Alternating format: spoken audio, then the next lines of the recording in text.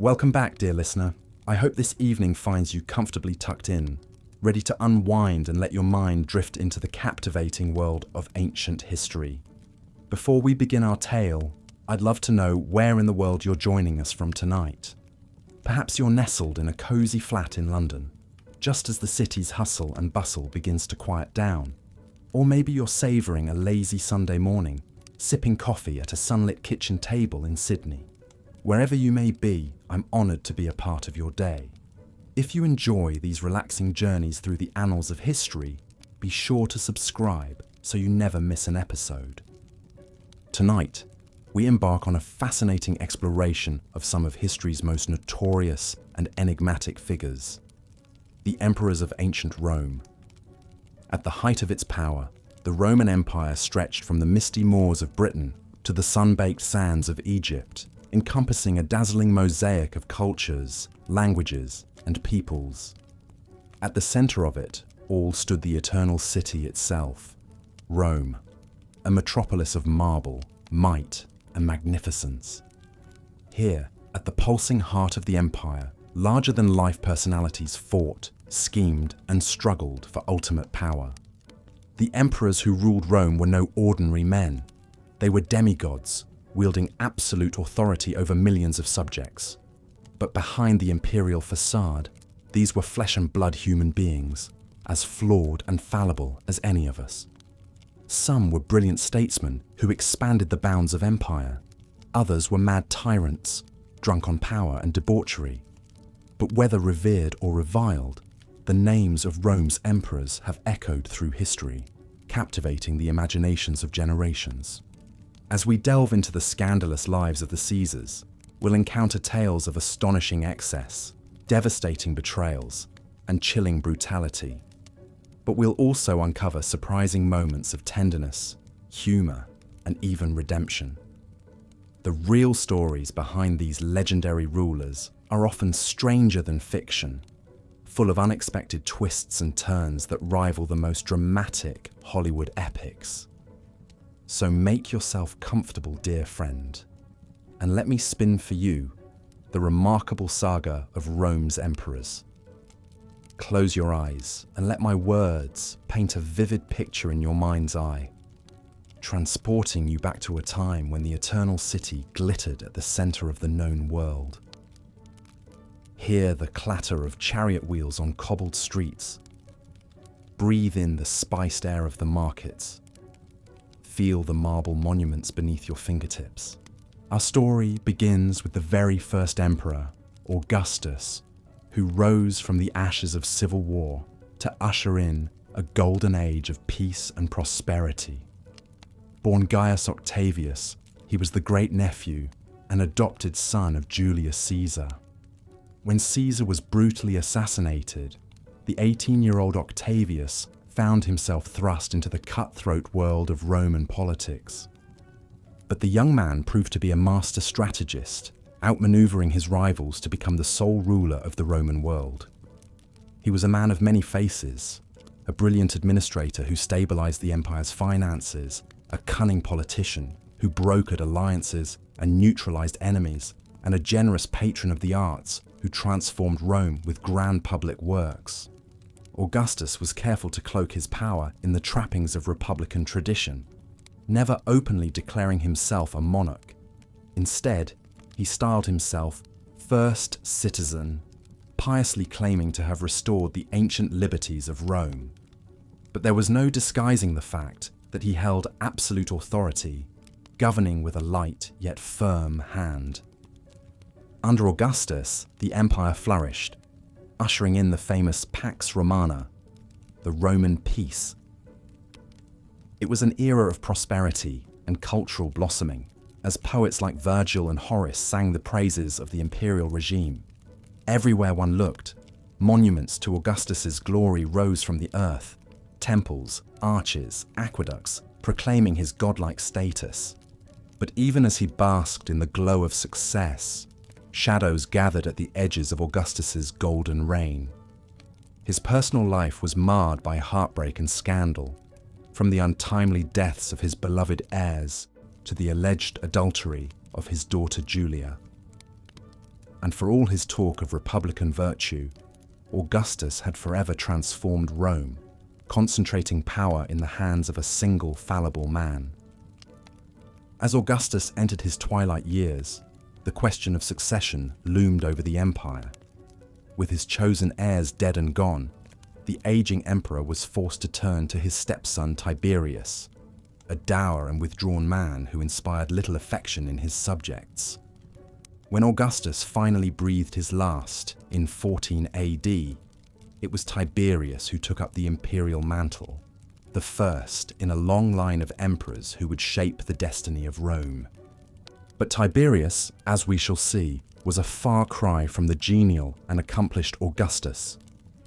Brooding and paranoid, he retreated from the spotlight, ruling from the shadows of his villa on the island of Capri. Under his reign, a pall of suspicion and recrimination fell over Rome, as the emperor's feared enforcers rooted out any hint of disloyalty or dissent. As our story unfolds, we'll meet a colourful cast of characters who followed in Tiberius's footsteps: the mad and depraved Caligula, the wise and scholarly Claudius, the artistic yet tyrannical Nero. Each emperor left his mark on the empire, for good or ill, shaping the course of history with his ambitions, fears, and follies. But through it all, the spirit of Rome endured, a testament to the resilience and ingenuity of the Roman people. Even in the darkest days of imperial misrule, the empire remained a beacon of civilization, a shining light in a world of chaos and barbarism. So let us journey back in time now, you and I, to walk the streets of ancient Rome and witness the triumphs and tragedies of its most famous sons. Rest your head, dear listener, and let the eternal city work its magic on your dreams. Tomorrow, our adventure continues. The Roman Empire was a realm of paradoxes, a civilization of profound achievements in engineering, art, and law, yet also a stage for some of history's most notorious tyrants. From the heights of power, the emperors of Rome indulged in debaucheries, unleashed horrific violence, and engaged in sordid betrayals that still shock us centuries later. But to understand the twisted intrigues of the imperial court, we must first picture the empire over which these men reigned supreme. At its height, the Roman Empire stretched from the mist-shrouded hills of Britain to the baking sands of Arabia, from the foaming Atlantic to the shimmering Euphrates. All roads led to Rome, the eternal city, where the emperor sat enthroned in unrivaled power and splendor. An emperor's word was law, his whims were policy, and his desires were the obsession of millions. In the imperial palace, high on the Palatine Hill, amid marbled halls and colonnaded courtyards, the great game of politics played out in whispered conspiracies and sudden coups, as men schemed and murdered for the ultimate prize. But let us begin our tale with the first and greatest of the emperors, Augustus, the adopted son and heir of Julius Caesar. Born Gaius Octavius, this sickly youth seemed an unlikely candidate for greatness. But through cunning, ruthlessness, and sheer force of will, he clawed his way to the top of the bloody heap that was Roman politics in the late Republic. After his victory over Mark Antony and Cleopatra, Octavian stood alone, master of the Roman world. Humbly proclaiming the restoration of the Republic, he held the reins of power as first citizen, or princeps. The age of the emperors had begun. Under Augustus, Rome reached the pinnacle of its power and prosperity. The Pax Romana, the Roman peace, reigned from the Rhine to the Nile. Great public works transformed the capital: baths, aqueducts, theatres, temples. As Augustus himself boasted, "I found Rome a city of bricks and left it a city of marble." But the question of succession haunted Augustus in his later years. Having no son of his own, he turned to his stepson Tiberius, a dour and uncharismatic man who had proven himself on the battlefield. When Augustus breathed his last in 14 AD, Tiberius took up the imperial purple and settled onto the throne for a long and unhappy reign. Where Augustus had been genial and conciliatory, Tiberius was gloomy and mistrustful. Leaving Rome for the Isle of Capri, he descended into a fog of paranoia and perversion. Treason trials multiplied as informers preyed on the wealthy, and the old emperor amused himself with scandalous depravities in his pleasure gardens. Tiberius did, however, make one decision with momentous consequences.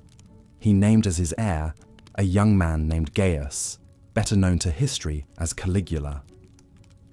The son of a beloved general, Caligula had been a pampered child mascot of the legions, toddling about the battlefields in miniature armour with tiny caligae, or military boots, that gave him his nickname. When Tiberius finally expired, smothered some say, with a pillow at Caligula's order, the 25-year-old bounded onto the stage as a bright young hope for the empire. He released political prisoners, put on splendid games and gladiatorial shows, and charmed the public with his youthful energy. But Caligula's early promise gave way to a reign of madness and monstrosity. Illness and power seemed to have unhinged his mind. The boyish grin twisted into a rictus of insane cruelty. He revelled in bloodshed, torture, and sexual excess. If the rumours are true, he made his horse a priest, ordered the army to collect seashells as spoils of war against Neptune, and tried to appoint the horse as consul. After 4 years of escalating lunacy, Caligula was cut down by his own guards in a palace coup.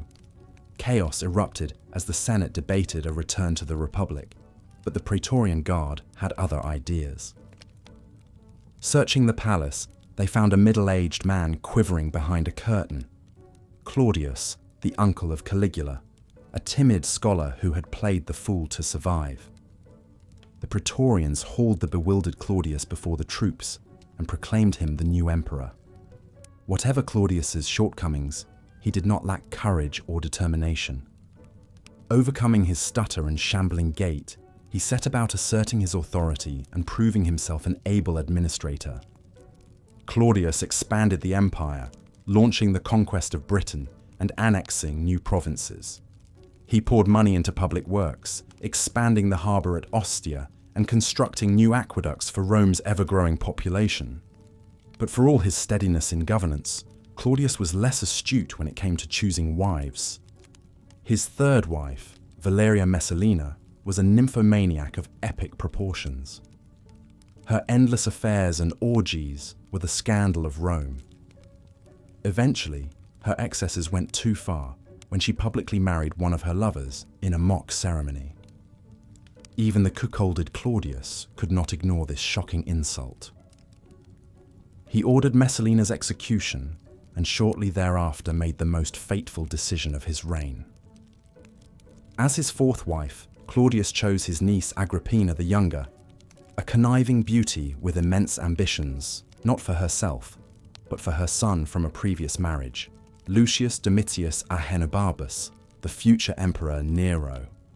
From the start, Agrippina schemed to put her boy on the throne. She persuaded Claudius to adopt the lad and make him heir, pushing aside his own son, Britannicus. Then, if ancient accounts are to be believed, she served Claudius a dinner of death, poisoning him with mushrooms so that Nero, a smooth-cheeked youth of 16, could claim the imperial purple. Nero, in his early reign, made a positive impression, guided by capable advisors like the philosopher Seneca. But his true colours soon showed. He had his stepbrother Britannicus poisoned at a banquet and arranged the murder of his own mother Agrippina when her influence grew too troublesome. The young emperor fancied himself a great artist, fancying the stage to the throne room.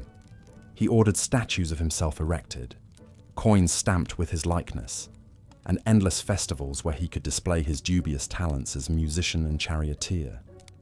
But Nero's name will forever be linked with one of the greatest disasters in Roman history, the Great Fire that consumed much of the city in 64 AD.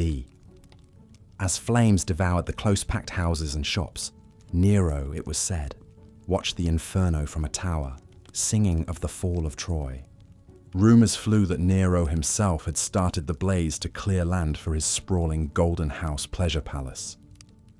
To deflect blame, Nero found a convenient scapegoat, the small sect of Christians, whose shadowy rites and talk of a coming kingdom made ready fuel for suspicion. Nero launched the first great persecution, torturing Christians and burning them as human torches. As unrest grew, Nero lashed out in paranoia. Former allies like Seneca fell to the executioner. The empire teetered on the brink. Finally, the legions could take no more. Mutinies flared across the provinces. Roman governors rose in revolt. Abandoned by the Praetorian Guard, Nero was declared a public enemy by the Senate. Fleeing to a country villa, he chose to end his life on his own terms, plunging a dagger into his throat with the help of a loyal freedman. His dying words were a lament, "What an artist dies in me." With Nero's fall, the dynasty founded by Augustus was extinguished. The empire plunged into a time of turmoil known as the Year of the Four Emperors, as rival claimants battled for supremacy. First came Galba, a strict general unloved by the soldiers for his discipline and tight-fistedness. Mere months after his accession, he was cut down by the Praetorians in the Forum, hacked apart so brutally that his head was brought to his usurper Otho on a pike. But Otho, once a drinking buddy of Nero, found his claim challenged by Vitellius, commander of the legions in Germania. The two forces met in a great battle at Bedriacum in northern Italy. When the news came that his army was defeated, Otho fell on his sword, determined to spare the empire further bloodshed. Vitellius, however, would prove a poor excuse for an emperor, more interested in gorging himself on banquets than governance. As he dined, a new rival gathered strength in the east, Titus Flavius Vespasianus, a grizzled commander fresh from putting down the Jewish revolt in Judea. Hailed as emperor by the legions of Syria and Egypt, Vespasian sent his forces under the command of Mark Antony Primus, marching into Italy. In a second battle of Bedriacum, Vitellius's army was routed. Vespasian's brother Titus stormed Rome, and Vitellius was dragged from his palace, tortured, and flung into the Tiber. With Vespasian's victory, a new imperial dynasty dawned. The Flavians would rule for 27 years, a time of consolidation and construction, when the Colosseum rose and Pompeii vanished under the ash of Vesuvius. Vespasian proved a steady hand, shoring up the empire's finances and restoring discipline to the army. After a decade of able rule, Vespasian was succeeded by his eldest son Titus, the conqueror of Jerusalem. Titus had once been famed for his extravagance and love affairs, but he rose to the challenge of leadership, overseeing relief efforts after the eruption of Vesuvius with compassion and energy. When he died of a sudden fever after just 2 years in power, he was mourned as a ruler of great promise cut short. The younger son of Vespasian, Domitian, was cut from a very different cloth. A mediocre administrator and military commander, he was possessed by grandiose visions of his own divinity. He insisted on being addressed as master and god and filled the empire with his statues. Brooding and paranoid, Domitian unleashed a reign of terror, torturing and executing senators and officials on thin pretexts. He kept a tablet of traitors to be killed and revelled in cruel entertainments in the arena. After 15 years of despotism, he was stabbed to death in his bedroom by a gang of conspirators led by his chamberlain.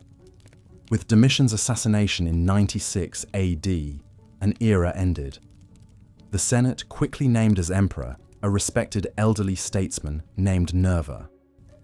This ushered in the golden age of the 5 good emperors, a dynasty not of blood, but of merit. Each emperor would adopt a worthy successor to follow him. It was a time of prosperity, expansion, and relative stability after a century of madness and excess. Under the wise rule of Trajan, Hadrian, Antoninus Pius, and Marcus Aurelius, the empire reached its greatest extent from Hadrian's wall in Britain to the edge of Mesopotamia. Law, learning, and commerce flourished.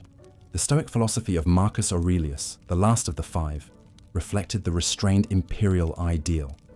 But the era of reason ended with the accession of Marcus Aurelius's cruel and deranged son, Commodus, in 180 AD.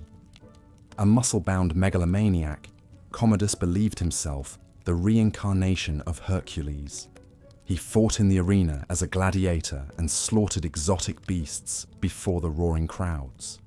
After more than a decade of misrule, a palace coup finally brought his bloody reign to an end.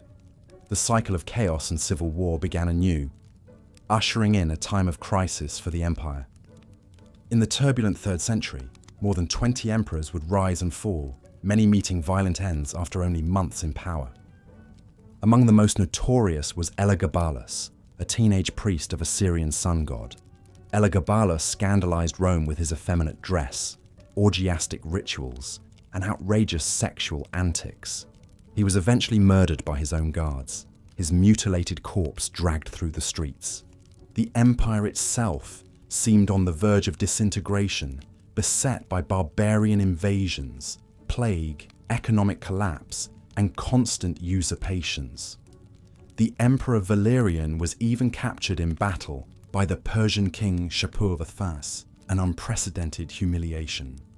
Order was finally restored by Diocletian, a soldier emperor of great foresight. To stabilize the empire, Diocletian divided power among 4 co-emperors in a system called the Tetrarchy. While successful in the short term, the Tetrarchy eventually crumbled into renewed civil war. From the wreckage emerged Constantine the Great, who would transform the empire as no ruler had since Augustus. In 312 AD, on the eve of a battle against his rival Maxentius, Constantine experienced a vision of a cross in the sky with the words, "In this sign, conquer." Marching under the banner of Christ, Constantine triumphed and soon established Christianity as the imperial religion. He founded a new capital in the east, Constantinople, that would endure as the heart of a Roman Empire for another 1,000 years after the fall of Rome itself. With Constantine, the classical age of the Roman emperors came to a close. The old gods were swept away and a new order dawned. But the stories of madness, decadence, and brutality that marked the reigns of so many emperors continue to fascinate and appall us. The lives of the Caesars serve as a cautionary tale of the corrupting effects of absolute power. They remind us of the fragility of civilization and the capacity for both greatness and depravity that reside within the human heart. In the end, the emperors were simply men, all too mortal, grappling with the burdens of an immortal empire. Soft, calming narration. As the sun set over the shimmering Mediterranean, the great city of Rome shone like a beacon in the gathering darkness. Perched on its 7 hills, the capital of the vast Roman Empire was a wonder to behold. Gleaming marble temples and bustling forums testified to the wealth and sophistication of this cosmopolitan metropolis. All roads led to Rome, it was said, and at the very center of it all, in resplendent palaces atop the Palatine Hill, resided the emperor, the most powerful man in the ancient world. But all was not well in the imperial court, for behind the pomp and grandeur lurked an uglier reality, a sordid realm of ruthless ambition, wanton excess, and cutthroat intrigue. The emperors of Rome lived like gods, their every whim indulged, their power unchecked. Yet it was a precarious existence, for betrayal and violent death were constant companions to these often unstable men who schemed and struggled their way to the top. Perhaps no ruler embodied both the glory and the decadence of imperial Rome more than Nero. The last emperor of the Julio-Claudian dynasty, founded by Augustus, Nero's 14-year reign shocked and titillated the ancient world. Born Lucius Domitius Ahenobarbus in 37 AD, Nero was the nephew and adopted son of Emperor Claudius. His mother, Julia Agrippina, was a great-granddaughter of Augustus himself and a woman of towering ambition. She would stop at nothing to place her son on the throne. Through cunning manipulation and outright murder, Agrippina eliminated rivals and persuaded Claudius to make Nero his heir. When Claudius died suddenly, in 54 AD, likely from a dose of poisoned mushrooms served by Agrippina herself, Nero ascended to power at the tender age of 16. But the young emperor soon chafed under his domineering mother's control. Tensions escalated until Nero moved to have Agrippina killed, a heinous act of matricide that foreshadowed the depravity to come. Now, without restraint, Nero dove headlong into a life of sybaritic pleasure and artistic pursuits. He fancied himself a great poet, musician and charioteer, and would force senators and the public to endure his long, self-indulgent performances. Colossal statues were erected in his image, while his golden house, a sprawling palace of unimaginable opulence, sprang up in the heart of Rome. But Nero's delusions of grandeur took a devastating turn in 64 AD, when a massive fire engulfed the city. As flames raged for 9 days, destroying 2/3 of Rome, Nero reportedly watched the inferno from a tower, singing of the fall of Troy in his stage costume. Rumors swirled that the emperor himself had set the blaze to clear land for an expanded palace. To deflect blame, Nero targeted the Christians, then a small sect, initiating the first empire-wide persecution as he had believers thrown to the lions, crucified and burned as human torches. Nero's antics and misrule finally exhausted the patience of the empire. Faced with rebellion by the armies, the Senate declared him a public enemy. As soldiers closed in, the desperate emperor opted for suicide. "What an artist dies in me," he lamented, before forcing his secretary to drive a blade into his neck. The last of the Julio Claudians was dead at 30, leaving a legacy of lurid notoriety that would echo through the ages. Yet Nero's tumultuous reign was merely one chapter in the long, bloody saga of imperial succession. With no clear rules in place, the transfer of power often devolved into a ruthless game of murder and coercion. And so, as the year 69 AD dawned, Rome descended into chaos as rival claimants battled for supremacy. In the span of just 12 months, the empire would see the rise and fall of 4 different emperors. The first was Galba, a senator and governor of Hispania who had revolted against Nero. Hailed as the new Augustus, he rode into Rome expecting a warm welcome. Instead, he faced open hostility from the Praetorian Guard, who resented his refusal to pay the expected donative. Galba's miserly ways and harsh discipline quickly bred discontent. His reign lasted only 7 months before Otho, a one-time friend turned rival, had him cut down in the Roman Forum. But Otho too would enjoy only the briefest taste of power. For at the same time, the legions in Germany had declared for their own commander, Vitellius. As Vitellian forces marched on Rome, Otho's troops were routed in a fierce battle at Bedriacum. Rather than prolong the bloodshed, Otho fell on his sword, having ruled a mere 3 months. Vitellius entered the capital in triumph, only to prove himself a gluttonous and cruel tyrant. He hosted lavish feasts while his soldiers ran amok and the empire drifted into anarchy. The legions of the East, disgusted by reports of his conduct, threw their support behind their battle-tested general Vespasian. As the Flavians advanced into Italy, Vitellius made a half-hearted attempt to abdicate, then hid himself in the palace. On December 20th, 69 AD, he was dragged through the streets, tortured, and flung into the Tiber.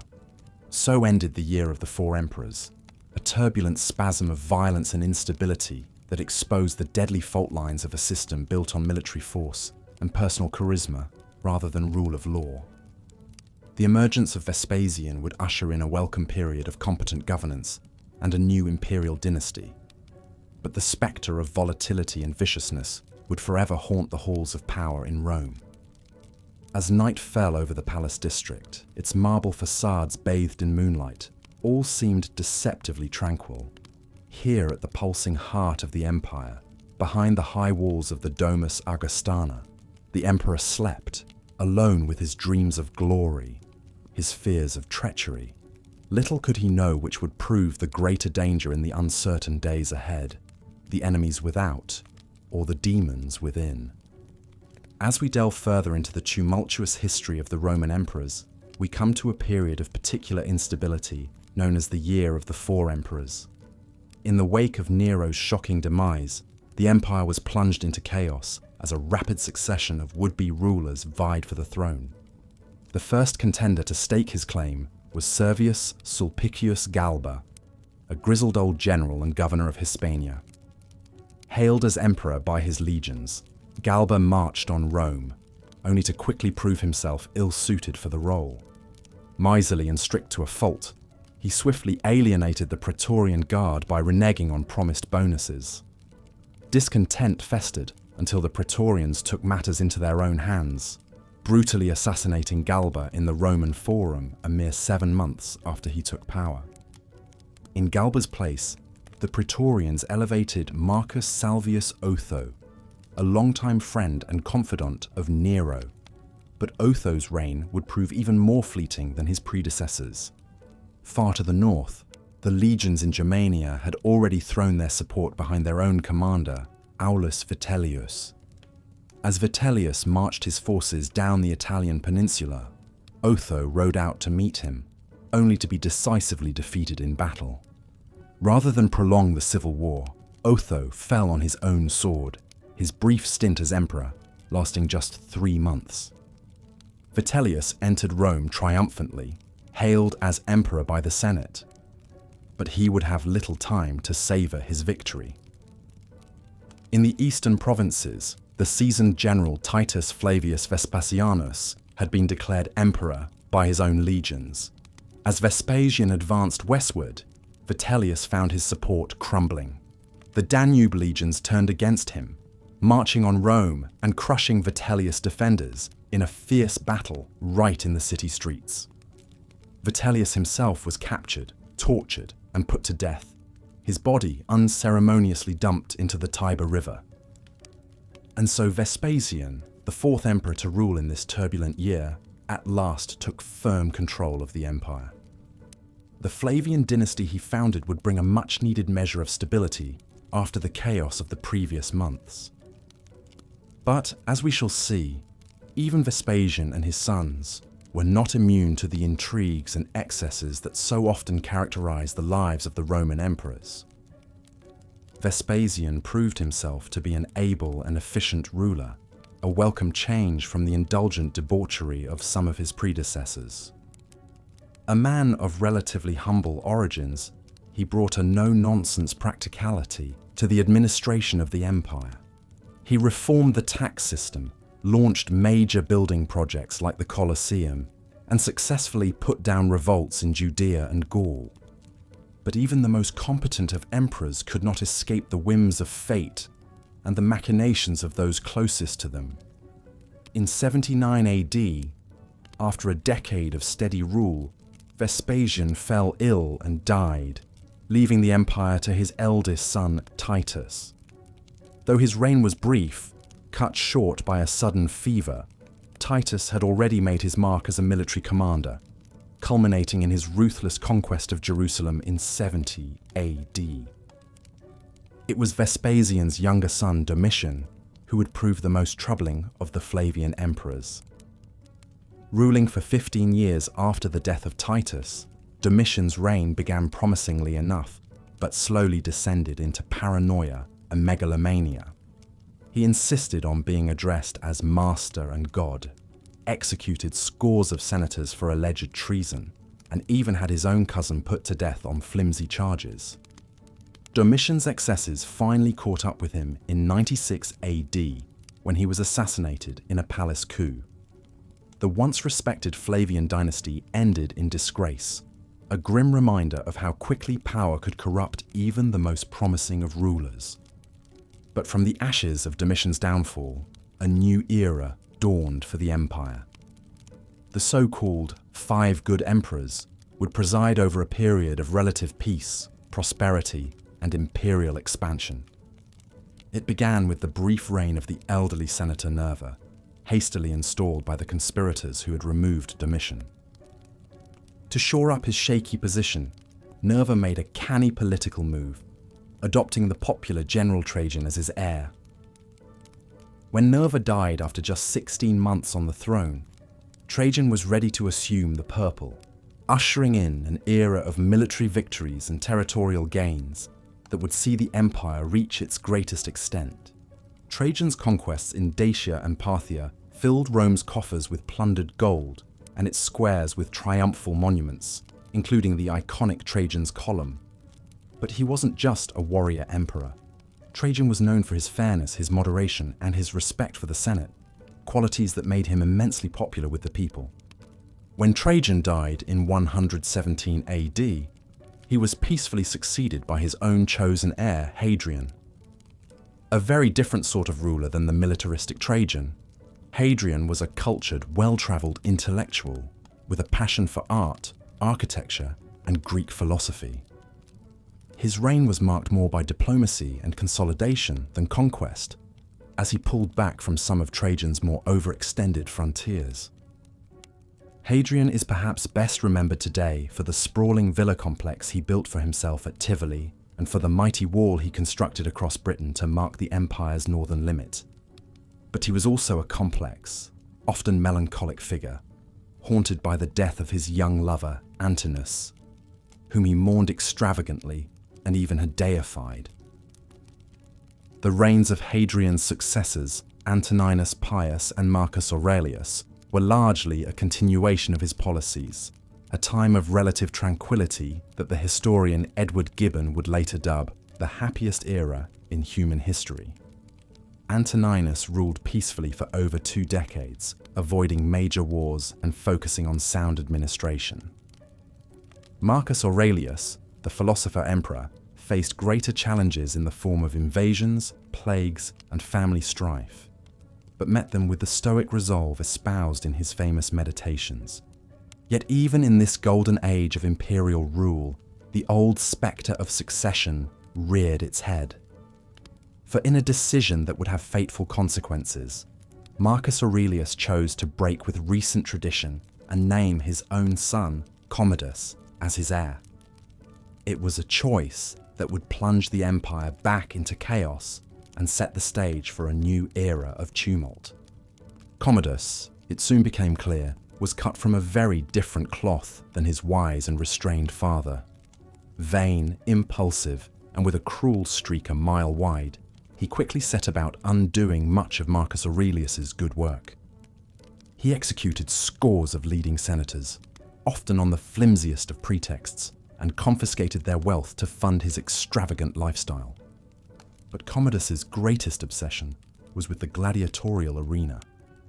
Not content to merely sponsor the games, as other emperors had done, Commodus insisted on fighting in them himself.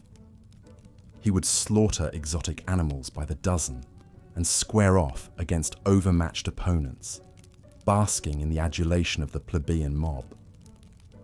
This shameless exhibitionism appalled and alienated the senatorial class. In 192 AD, after over a decade of misrule, Commodus was strangled in his bath by a wrestler named Narcissus, apparently on the orders of his own inner circle. His death marked the end of the Nerva-Antonine dynasty and plunged the empire back into civil strife. In the chaotic scramble for power that followed, an old, respected senator named Pertinax was briefly installed as emperor, only to be slain by the Praetorian Guard after a mere 87 days. What came next was a moment of supreme ignominy for the empire. The Praetorians actually auctioned off the imperial throne to the highest bidder. The winner of this sordid raffle was Didius Julianus, a wealthy senator who enjoyed his bought and paid for rule for a scant 9 weeks before being ousted and executed by the legions of Septimius Severus, a hard-bitten general from North Africa. Severus would go on to found a new dynasty and put his stamp on the empire, but his rise to power was a stark illustration of just how far the Principate had devolved since the days of Augustus. Under Severus and his successors, the empire took on an increasingly militaristic and autocratic character. Severus paid handsome bonuses to curry favour with the legions, a policy that would contribute to later instability as armies fought to install their favoured candidates. He also launched successful wars against the Parthians in the east, expanding Rome's frontier to its furthest extent. But like so many emperors before him, Severus struggled with the problem of succession. His 2 sons, Caracalla and Geta, were bitter rivals, and their feud came to a bloody head after Severus's death in 211 AD. Caracalla had his younger brother murdered in their mother's arms, inaugurating a reign of terror that saw him execute thousands of Geta's real or imagined supporters. Caracalla is perhaps best known for the enormous bath complex he constructed in Rome and for the citizenship edict that extended Roman citizenship to all free men in the empire, a measure likely motivated more by a desire for tax revenue than any sense of egalitarianism. His erratic, tyrannical behaviour made him deeply unpopular, and in 217 AD he was assassinated by a disgruntled soldier during a campaign in the east. What followed was a dizzying, revolving door of emperors, as generals and praetorian prefects vied for power. The teenage Elagabalus, a Syrian priest of an exotic sun god, shocked Roman sensibilities with his sexual excesses and religious eccentricities before being murdered by his own guards. His cousin and successor, Alexander Severus, was a more respectable figure, but still fell victim to a mutiny after a disastrous campaign against the Germanic tribes. The years of chaos that followed Alexander's death are often referred to as the crisis of the 3rd century, a period when the very survival of the empire seemed in doubt. A bewildering array of would-be emperors rose and fell in quick succession, their reigns often lasting only a few months or even weeks. The empire fractured into warring regional blocs as ambitious generals carved out their own rump states. It was an era that saw some of the most improbable figures don the imperial purple. There was Philip the Arab, who presided over the 1000th anniversary of Rome's founding in 247 AD before being killed in battle against his own successor, Decius. There was Valerian, who had the misfortune to be captured in battle by the Persian Sassanids, spending his final days as a human footstool for their king, before allegedly being stuffed and displayed as a trophy. But out of this brutal winnowing of emperors, a few figures of real substance emerged, men who managed to impose a degree of order on the chaos through a combination of military prowess, administrative acumen, and sheer force of will. Chief among these was Diocletian, a low-born soldier from Dalmatia who seized power in 284 AD after a typically bloody struggle. Diocletian's great innovation was the Tetrarchy, a system of rule in which imperial power was shared between 4 co-emperors, 2 senior Augusti and 2 junior Caesars. The idea was to provide for stable succession and allow the empire to be governed more effectively by dividing responsibilities. And for a time, it worked. Diocletian and his colleague Maximian were able to quell internal revolts, beat back foreign invaders, and institute sweeping economic and administrative reforms. But the Tetrarchy also sowed the seeds of future conflict. When Diocletian and Maximian retired in 305 AD, the first and last emperors to voluntarily abdicate their successors, Constantius and Galerius, quickly fell to squabbling. The system broke down as rival claimants once again plunged the empire into civil war. From this scrum emerged one of the towering figures of Roman history, Constantine the Great. The son of Constantius, Constantine outcame his rivals through a series of brilliant military campaigns, finally defeating the last of them, Licinius, in 324 AD to become sole ruler of the empire. Constantine's reign marked a turning point in Roman history. Most famously, he converted to Christianity and ended centuries of on and off persecution, setting the stage for it to become the dominant religion of the empire and of Europe. He refounded the ancient Greek city of Byzantium as Constantinople, the new Rome that would serve as imperial capital for centuries to come. But in other ways, Constantine's rule represented continuity as much as change. Like so many emperors before him, he was a military strongman at heart, one who had clawed his way to the throne through violence and cunning. He could be ruthless in eliminating potential rivals, even having his own wife and son killed under murky circumstances. And like his predecessors, Constantine found the challenge of succession to be a thorny one.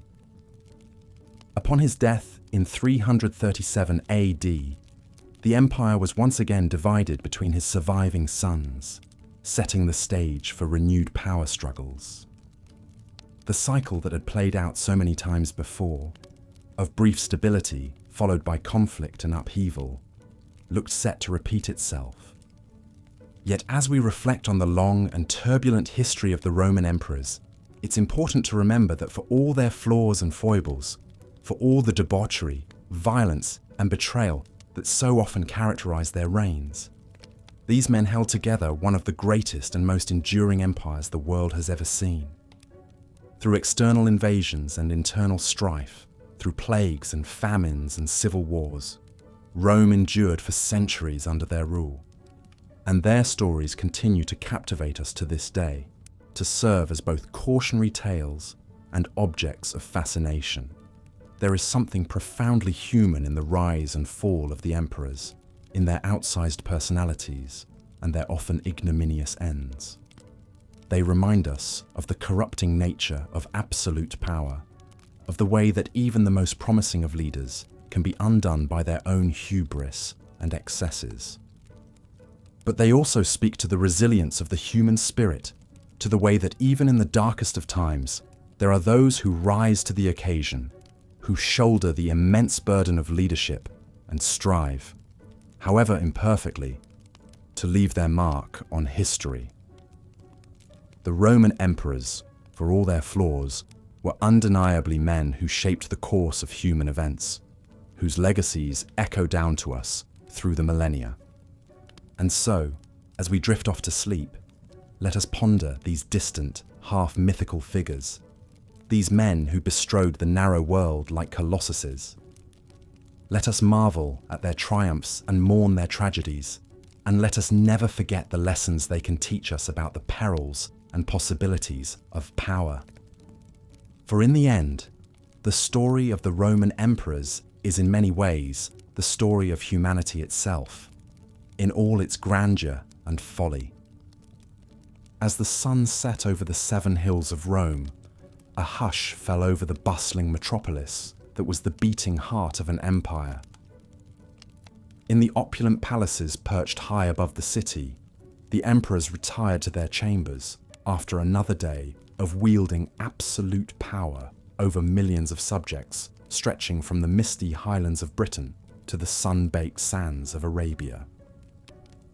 But for these rulers, who were worshipped as gods on earth, the trappings of unimaginable wealth and authority could never quite ease the ever-present spectre of treachery lurking in the shadows.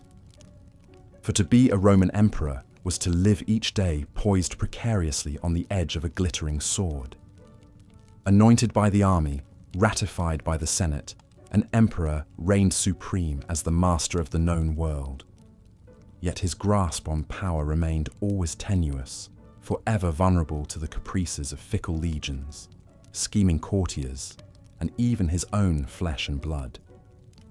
In a monarchy without clear rules of succession, an emperor knew that even his own children might one day prove his deadliest foes in the never-ending scramble for the imperial purple. So it had been for generations, ever since that fateful day over 40 years before the birth of Christ, when the Roman Republic breathed its last, and a baby boy named Octavian first greeted the world. Born into one of Rome's most ancient patrician families, few could have guessed that this sickly child would one day rise to become Augustus, the first and arguably greatest of Rome's emperors. Through a combination of bold military conquests, shrewd political maneuvering, and carefully cultivated propaganda, Augustus masterfully navigated the treacherous currents of Roman politics to emerge as the supreme leader of an empire that he would guide into a golden age of peace and prosperity. But even Augustus was not immune to the brutal realities of dynastic politics. Having no sons of his own, he was forced to scour his extended family for a suitable heir. After the premature deaths of his nephews Lucius and Gaius, he finally settled on his stepson Tiberius, a gloomy and paranoid man whose 23-year reign would be marred by treason trials and escalating tensions with the Senate. Upon his death in 37 AD, Tiberius would pass the throne to his grandnephew Gaius, better known to history as Caligula. If there was ever an emperor who embodied both the grandeur and madness of imperial Rome, it was surely Caligula. The young emperor's early months were a model of wise and moderate governance, filled with lavish public spectacles and wildly popular reforms. But then something changed. Some say it was a grave illness that unhinged his mind, while others whisper of a potion that slowly poisoned his reason. Whatever the cause, Caligula soon descended into a frenzy of sadism and excess that would make him the most notorious of all Rome's rulers. No perversion was too outrageous, no whim too expensive for Caligula to indulge. He turned his palace into a brothel staffed by the wives of prominent citizens. He deified himself as a living god and ordered a bridge to be built so he could ride across the Bay of Naples. Perhaps most infamously, he even tried to appoint his favourite horse as a priest and consul. After years of escalating insanity, Caligula was finally assassinated by his own guards, a fate that would befall so many who dared to don the imperial purple. In the wake of Caligula's bloody demise, the Praetorian Guard would pluck his uncle Claudius from behind a curtain and proclaim him the new master of the Roman world. A brilliant scholar with a passion for history and law, Claudius proved himself a capable administrator who expanded Roman citizenship and launched the conquest of Britain. But for all his achievements, Claudius could never escape the toxic intrigues that swirled through his own palace. Chief among the schemers was his third wife, Valeria Messalina, a femme fatale whose name would become synonymous with insatiable lust. While Claudius was busy with matters of state, Messalina hosted wild orgies and took countless lovers, even daring to publicly marry her favourite consort in a brazen act of bigamy. When news of the false wedding finally reached Claudius, the betrayed emperor had his wife executed, along with dozens of her suspected paramours. But Messalina would swiftly be replaced by an even more ruthless operator, Claudius's niece, Agrippina the Younger. Beautiful, brilliant, and utterly immoral, Agrippina seduced her uncle into marriage and persuaded him to adopt her son from a previous union. That boy was Lucius Domitius Ahenobarbus, the future Emperor Nero. Having eliminated all rivals to her son's path to power, Agrippina was finally ready to strike. According to ancient chroniclers, she slipped some poisonous mushrooms into Claudius's dinner, watching in triumph as her hated husband breathed his last. As the 16-year-old Nero ascended to the throne, hopes ran high that the young emperor might usher in a new golden age. Tutored by the great Stoic philosopher Seneca, Nero initially presented himself as an enlightened ruler who put the welfare of the people first. He banned capital punishment, reduced taxes, and gave slaves the right to file complaints against their masters. But like so many Roman emperors before him, Nero soon fell victim to the corrupting influence of absolute power. More interested in pursuing his artistic pretensions than governing, Nero neglected affairs of state as he indulged his passions for music, poetry, and chariot racing. He believed himself to be the greatest artist of his age, a delusion fed by the sycophants and courtiers who always surrounded him. According to the gossipy biographer Suetonius, Nero even had a nurse executed for laughing during one of his performances. As Nero's behavior grew increasingly erratic, many began to question his fitness to rule. Amid rising discontent, a great fire broke out in Rome in the summer of 64 AD. For 9 days, the conflagration raged, destroying 2/3 of the city as thousands were left homeless. Rumors swirled that Nero himself had started the blaze to clear land for his lavish golden palace.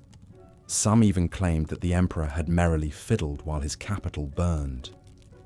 Whether the story of Nero's fiddling is fact or fiction, there is no doubt that the emperor used the disaster as an opportunity to reshape Rome according to his own whims.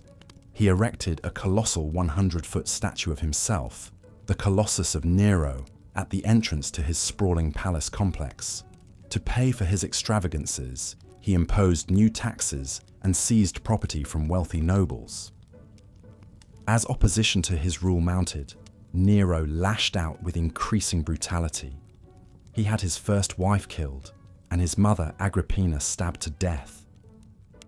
When a plot to depose him was uncovered, he ordered the conspirators to commit suicide, including his old tutor Seneca. By the time rebellions began breaking out across the empire in 68 AD, the emperor had lost all support. Declared a public enemy by the Senate, Nero fled Rome and took his own life, ending the Julio-Claudian dynasty that had ruled the empire for nearly a century. In the chaotic aftermath of Nero's death, the Roman Empire was plunged into a devastating civil war known as the Year of the Four Emperors. One after another, rival generals marched on Rome to seize power for themselves, only to be cut down by the next contender. First came Galba, a wizened old senator who lasted just 7 months before being decapitated by his mutinous troops. Next was Otho, a former drinking buddy of Nero's whose reign ended in suicide after he was defeated in battle. Then there was Vitellius, a gluttonous commander whose first act as emperor was to throw a feast so lavish that it featured a legendary dish called the Shield of Minerva, an entree that required livers of pike, brains of pheasant and peacock, flamingo tongues, and lamprey milt. But Vitellius's endless banquets would soon be cut short. As he gorged himself on delicacies, a new challenger was marching on Rome, a grizzled general named Vespasian who had been declared emperor by his legions in the east. As Vespasian's troops closed in, Vitellius made a pathetic last stand, stumbling drunkenly through the streets as he tried to flee disguised as a priest. Dragged from his hiding place in the palace, the bloated emperor begged for his life before being beaten to death and thrown into the Tiber River. With that ignoble end, the terrible Year of the Four Emperors finally drew to a close. The Flavian dynasty had begun. A tough old soldier who had worked his way up from obscurity, Vespasian proved himself to be one of Rome's most competent and level-headed rulers. He stabilized the empire's finances, reformed the army, and launched an ambitious building program that included icons like the Colosseum. But even this steady hand could not completely escape the intrigues that always swirled through the Roman court. According to ancient gossip, Vespasian's much younger wife Domitilla cuckolded him with a famous actor named Paris. When the emperor found out, he had the actor murdered in the street and banished a nobleman who complained about the affair. More credible is the story that Vespasian died after falling ill with severe diarrhea, quipping with his famous dry wit, "Dear me, I think I'm turning into a god." Vespasian would be succeeded by his eldest son Titus, the beloved conqueror of Jerusalem, who reigned for just 2 years before succumbing to a sudden fever. Ancient writers would long lament Titus as one of history's great what-ifs. a wise and benevolent ruler struck down in his prime. His younger brother, Domitian, who took the throne in 81 AD, would not be so fondly remembered. Tall, bald, and vain, Domitian had a megalomaniacal streak that led him to demand he be referred to as Master and God. He kept a special troop of servants, whose sole job was to continuously wipe the sweat from his forehead. Growing increasingly paranoid, he had the palace halls lined with reflective moonstone, so he could always see who was coming up behind him. Domitian particularly loved to torture and kill flies, stabbing them with a needle-sharp stylus and leaving their bodies piled on his desk. According to the biographer Suetonius, he once asked a servant if anyone else was in the palace, to which the servant wryly replied, "Not even a fly." But for all his precautions, Domitian could not escape the vengeance of those he wronged. In 96 AD, he was stabbed to death in his bedroom by a gang of conspirators that included his own wife. The fallen tyrant's body was hastily cremated on a pyre of cheap wood as the Senate passed a motion condemning his memory to oblivion. In his place, they appointed the elderly senator Nerva to be the new emperor. It was the first time a ruler had been chosen by the Senate rather than the army or hereditary succession. Although he would reign for just 16 months before dying of natural causes, Nerva's ascension marked the beginning of an era later generations would call the Five Good Emperors. These rulers, who led Rome from 96 to 180 AD, would preside over the high watermark of the Roman Empire.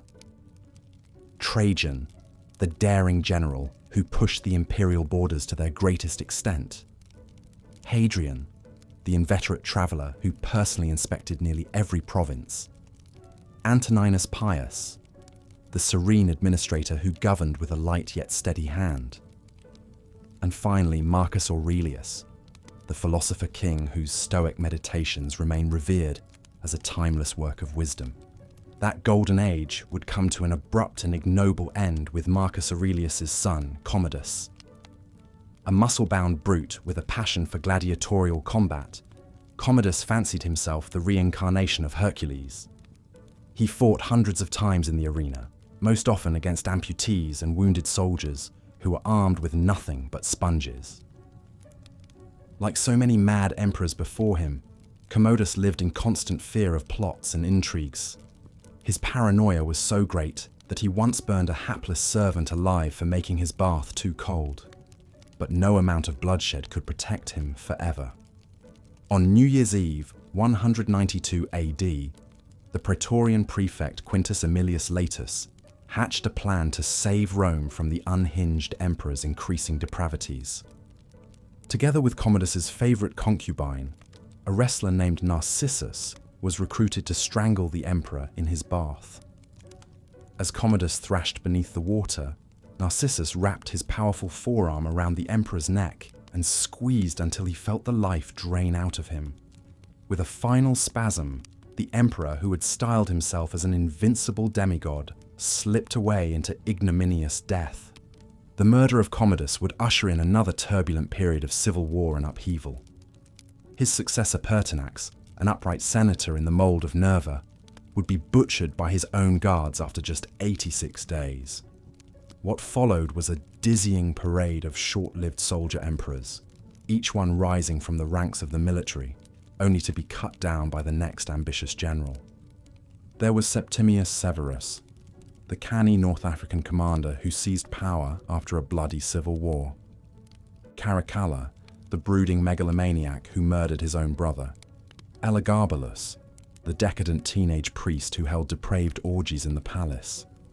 Maximinus Thrax, the hulking barbarian warrior who rose from shepherd boy to emperor. These men were the products of an empire that had grown too vast and unwieldy for any one ruler to control.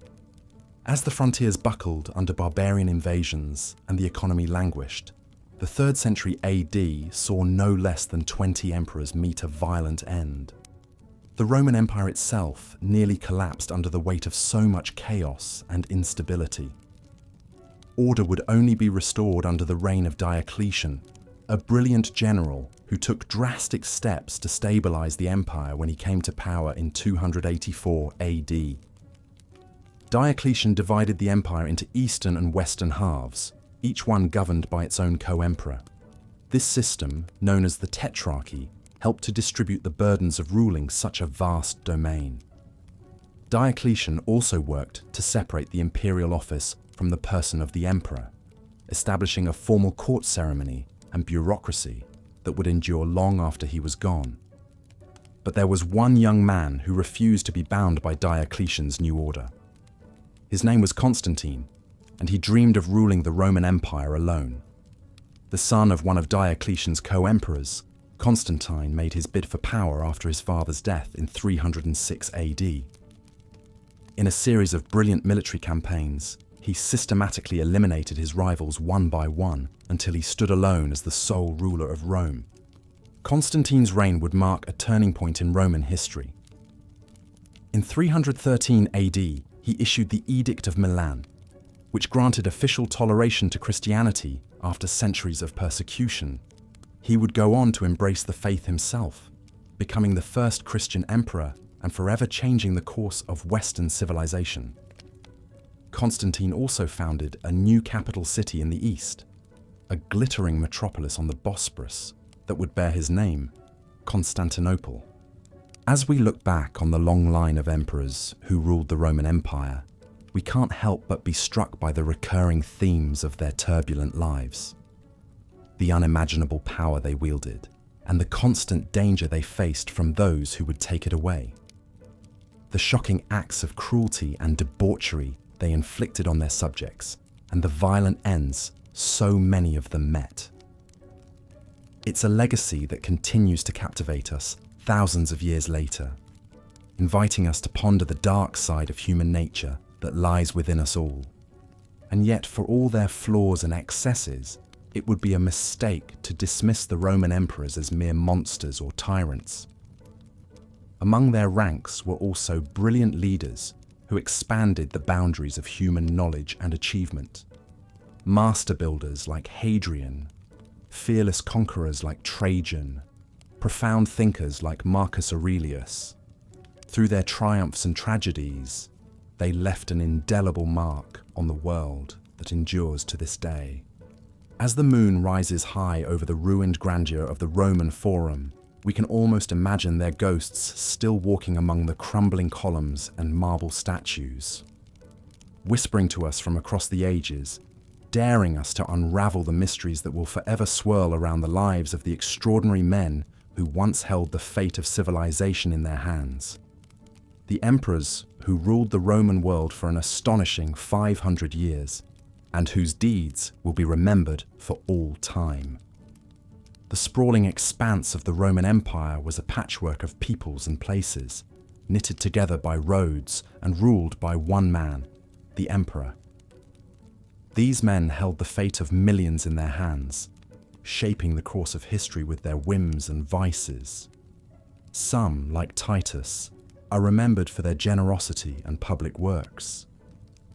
But for every benevolent ruler, there were those whose names live on in infamy. Take Domitian, the younger son of Vespasian.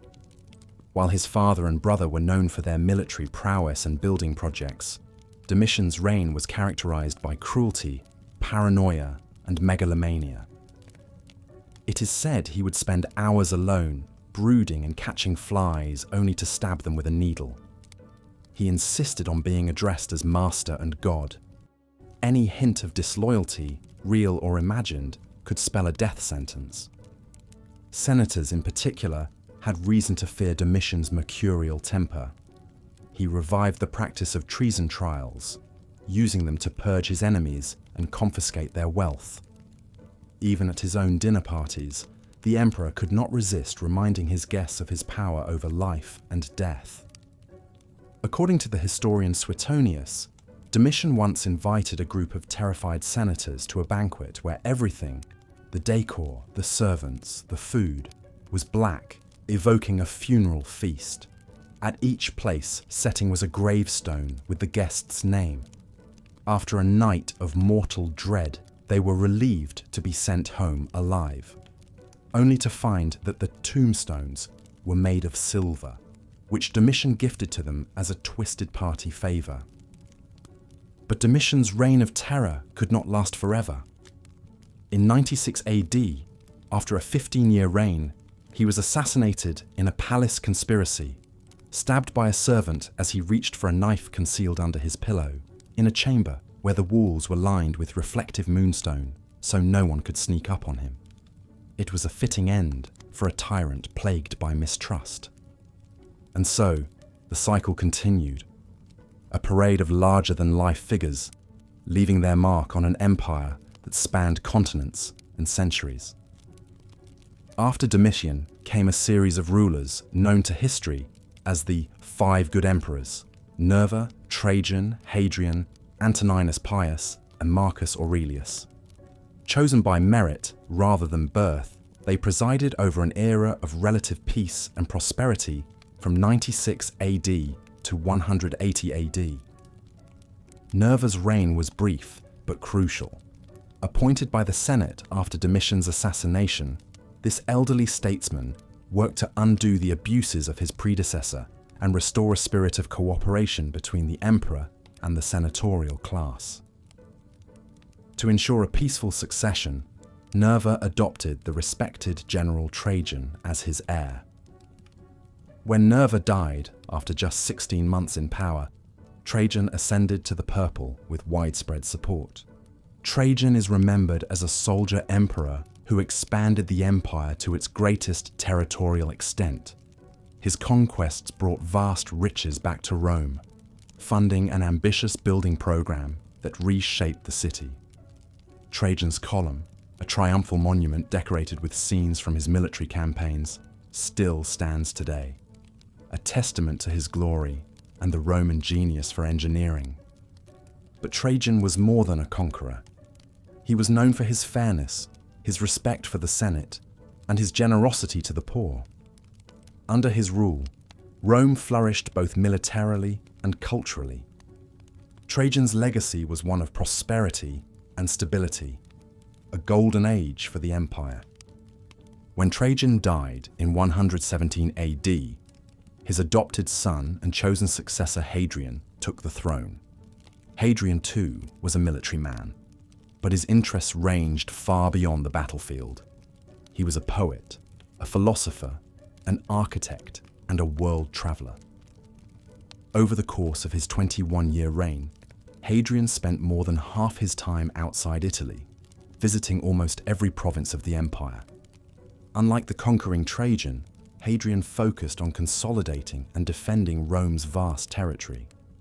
In Britannia, he built a great wall spanning the width of the island to keep out the barbarian tribes of the north. In Judea, he brutally suppressed a Jewish revolt, expelling the survivors from Jerusalem and rebuilding the city as a Roman colony. But Hadrian is perhaps best remembered for his building projects. A gifted architect, he designed temples, bathhouses, and his own sprawling villa complex outside Rome. His most iconic creation was the Pantheon, a massive domed temple that still stands as a marvel of Roman engineering, its oculus open to the heavens. Like his predecessor Trajan, Hadrian chose his own successor, Antoninus Pius, a senator known for his integrity and even temper. Antoninus ruled peacefully for 23 years, avoiding military conflicts and focusing on good governance. He was a builder like Hadrian, but also a legislator, passing laws to protect slaves, women, and minors. Under Antoninus, the empire enjoyed a period of tranquility and prosperity. Agriculture flourished, trade routes were secure, and the provinces were well administered. The imperial historian Cassius Dio wrote, "The reign of Antoninus is famous for the serenity that enveloped the world, with not a single war begun or carried out. It was said that Antoninus was more interested in preserving Rome than expanding it, a philosophy his successors would come to regret." When Antoninus died in 161 AD, power passed to his adopted son Marcus Aurelius, the last of the five good emperors. Marcus was a very different kind of ruler, a philosopher king who struggled to balance his duty to the empire with his stoic ideals of virtue and self-discipline. Raised in the luxurious imperial court, Marcus strove to live modestly, avoiding excess and devoting himself to study. In his private writings, later published as the Meditations, he grappled with timeless questions of morality and mortality. "You could leave life right now," he reminded himself. "Let that determine what you do and say and think." But for all his wisdom, Marcus could not escape the demands of empire. His reign was marked by almost constant warfare as Rome's enemies pressed in on the frontiers. In the east, Marcus fought a long campaign against the Parthian Empire. In the north, he spent years battling Germanic tribes along the Danube, a grueling conflict that took its toll on both the army and the imperial treasury. A deadly pandemic, now thought to have been smallpox, swept through the empire during Marcus's later years, decimating the population and disrupting daily life. Through it all, the emperor persevered, modeling stoic endurance in the face of adversity. When Marcus died in 180 AD, he left behind an empire beset by challenges but still standing, a testament to his strength of character. With the death of Marcus Aurelius, the golden age of the 5 good emperors came to an end. Power passed to his son Commodus, a vain and volatile young man, more interested in the arena than the affairs of state. Commodus fancied himself a gladiator, fighting and inevitably winning hundreds of matches before adoring crowds. Behind the scenes, Commodus was a cruel and capricious ruler. He executed senators on a whim, roamed the imperial palace at night to hunt servants for sport, and even renamed Rome after himself, Colonia Commodiana. His megalomania knew no bounds. Commodus declared himself a god, dressing up as Hercules and demanding to be worshipped. In the end, Commodus fell victim to a palace conspiracy, strangled in his bath by his own wrestling partner. His death in 192 AD marked the end of the Nerva-Antonine dynasty and ushered in a period of chaos known as the Year of the 5 Emperors. In quick succession, 4 men, Pertinax, Didius Julianus, Pescennius Niger, and Clodius Albinus, laid claim to the imperial throne, plunging the empire into civil war. Out of this bloody struggle emerged Septimius Severus, a ruthless general who seized power and founded a new dynasty. Severus was a military man through and through, spending much of his reign on campaign in defense of the empire. He fought successful wars against the Parthians in the east and the troublesome tribes of Britain, expanding Roman territory and securing the frontiers. But Severus was more than just a conqueror. He was a canny politician who worked to centralize power in the imperial court. Severus filled key positions with loyal supporters, many of them fellow Africans, and sidelined the traditional aristocracy. He also courted the favor of the army, raising military pay and granting other privileges to ensure their loyalty. This emphasis on military might would come to define the Severan dynasty and foreshadow the troubles to come. When Severus died in 211 AD, while on campaign in Britain, he left the empire to his sons Caracalla and Geta with the famous advice: "Be harmonious, enrich the soldiers, and scorn all other men." It was advice the brothers would not heed. Caracalla and Geta, who had long hated each other, agreed to split the empire between them, but their truce was short-lived. Just a year after their father's death, Caracalla had Geta murdered in their mother's arms and launched a bloody purge of his brother's supporters. As sole emperor, Caracalla proved to be a cruel and capricious ruler in the mold of Caligula or Nero. He was notorious for his arbitrary executions, his sexual excesses, and his strange obsessions.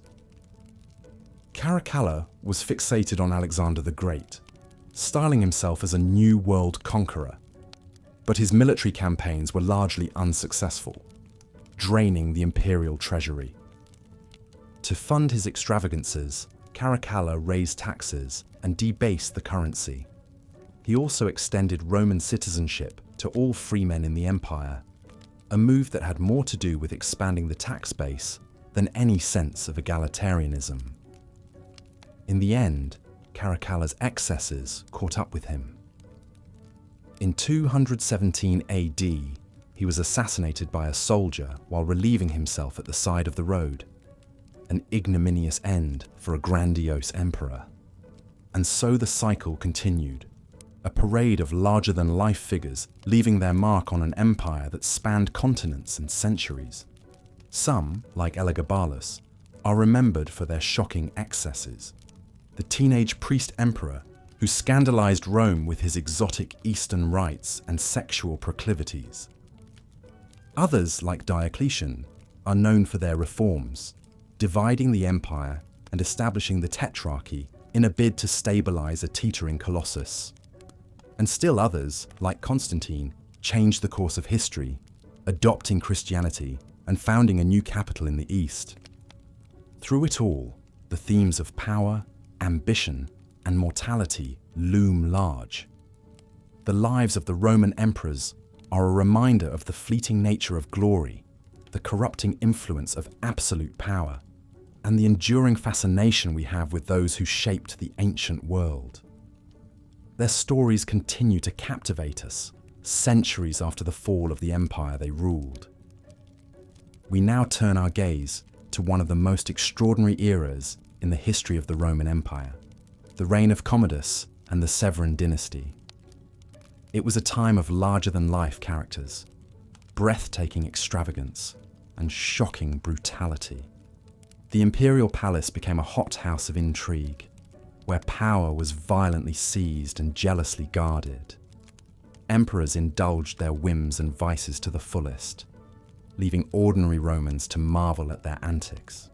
Our story begins with Commodus, the son and heir of the revered philosopher king Marcus Aurelius. Commodus had been raised in privilege and luxury, and his ascension to the throne at the age of 18 seemed to promise a bright future for Rome. But alas, it was not to be. For Commodus had a fatal fascination with the savage world of gladiatorial combat. He fancied himself a god in human form, the reincarnation of the mythical hero Hercules. The young emperor spent endless hours training with weapons and competing in the arena, much to the horror of the Senate and the bemusement of the people. He fought under the name Hercules Reborn, slaughtering exotic beasts and hapless criminals with reckless abandon. The spectacle was both entrancing and appalling. Some whispered that the emperor had gone mad, but there was a method to his madness. By portraying himself as a divine being, Commodus sought to elevate his status above the petty politicking of the Senate. He demanded to be worshipped as a living god, and those who refused faced dire consequences. The Senate, cowed into submission, could only watch as Commodus indulged his every twisted fantasy. The excesses of Commodus knew no bounds. He hosted lavish banquets where guests dined on exotic delicacies like ostrich brains and flamingo tongues.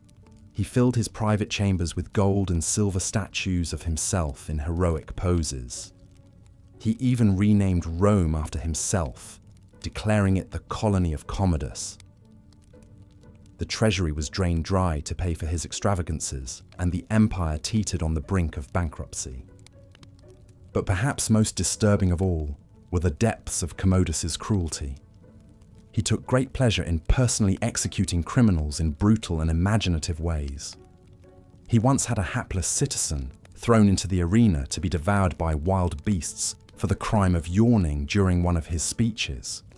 He ordered the torture and execution of anyone he perceived as a threat, including members of his own family. The reign of terror could not last forever. In the year 192 AD, after more than a decade of misrule, Commodus was finally brought down by a conspiracy within his own inner circle. His mistress Marcia, fearing for her own life, slipped poison into his wine. When that failed to kill him, an athlete named Narcissus was sent to strangle the emperor in his bath. The Senate rejoiced at the news of Commodus's death, declaring him a public enemy and ordering his statues torn down. But their relief was short-lived. The Praetorian Guard, the emperor's personal bodyguards, had grown accustomed to the largesse of Commodus and resented the Senate's attempts to reassert control. They put the throne up for auction, selling it to the highest bidder. The winner was a wealthy senator named Gaius Julianus, who promised to pay each soldier a hefty bonus in exchange for their support. But his reign was doomed from the start. The people of Rome, disgusted by the shameless display of corruption, rose up in revolt. Rival generals in the provinces declared themselves emperors and marched on the capital, plunging the empire into civil war. In the end, it was Septimius Severus, a shrewd and ruthless commander from the Balkans, who emerged victorious. He executed Gaius Julianus and purged the Senate of his opponents, filling the ranks with his own loyal supporters. He also lavished attention on the army, raising their pay and granting them generous donatives, ensuring their unwavering loyalty. Under Septimius Severus, the empire enjoyed a period of relative stability and prosperity. He embarked on ambitious building projects, including the magnificent Arch of Septimius Severus in the heart of Rome. He expanded the borders of the empire, conquering Mesopotamia from the Parthians and securing the frontiers in Britain and Africa. But even as he brought glory to Rome, Septimius Severus was sowing the seeds of future discord. He elevated the power and prestige of the military to new heights, setting a dangerous precedent for the emperors who would follow. He also faced challenges much closer to home in the form of his two sons, Caracalla and Geta. The brothers were bitter rivals from a young age, fueled by jealousy and hatred. Their father had unwisely decided to make them joint heirs to the throne, setting the stage for a vicious power struggle. Caracalla, the elder son, was a cruel and unpredictable tyrant in the mold of Commodus. Geta, the younger, was more level-headed but equally ambitious. When Septimius Severus died in 211 AD, the brothers briefly ruled together as co-emperors. But it was an uneasy truce, marred by constant bickering and threats of violence. They divided the imperial palace into separate fortified compounds and rarely appeared in public together for fear of assassination attempts. The tense standoff finally erupted into bloodshed during a meeting brokered by their mother, Julia Domna. Caracalla's henchmen burst into the room and cut down Geta in cold blood as he clung desperately to his mother's robes. Caracalla emerged as the sole ruler of the Roman Empire, his hands stained with his own brother's blood. To secure his grip on power, Caracalla launched a reign of terror that eclipsed even the worst excesses of Commodus. He executed thousands of Geta's supporters, including many prominent senators and generals. He even had his own wife killed for daring to mourn the death of his brother. The emperor's paranoia knew no bounds. Like Commodus before him, Caracalla sought to bolster his legitimacy through grandiose displays of power and divinity. He styled himself as the new Alexander the Great, conquering the East in a series of bloody campaigns. He also expanded Roman citizenship to all free men in the empire, a move that diluted the privileges of the elite and swelled the ranks of taxpayers. But for all his posturing, Caracalla was a deeply troubled man.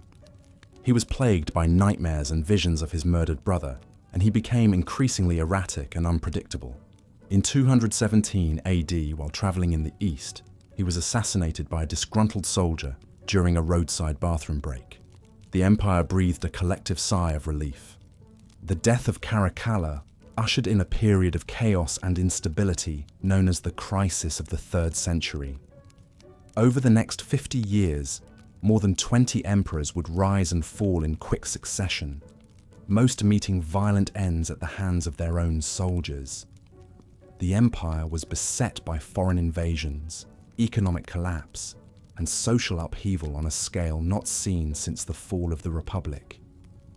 Amidst the turmoil, a most unlikely figure briefly seized the imperial throne. His name was Elagabalus, and he was just 14 years old when he was declared emperor by the legions in Syria. The young boy had served as a priest of the sun god in the city of Emesa, and he brought his strange and exotic religious practices with him to Rome. Elagabalus was a true original, a flamboyant and gender-bending figure who delighted in flouting convention. He wore makeup and women's clothing, and he married and divorced several women and men in quick succession. He even took a Vestal virgin as his wife, a shocking act of sacrilege that scandalized Roman society. The teenage emperor's sexual appetites were the stuff of legend.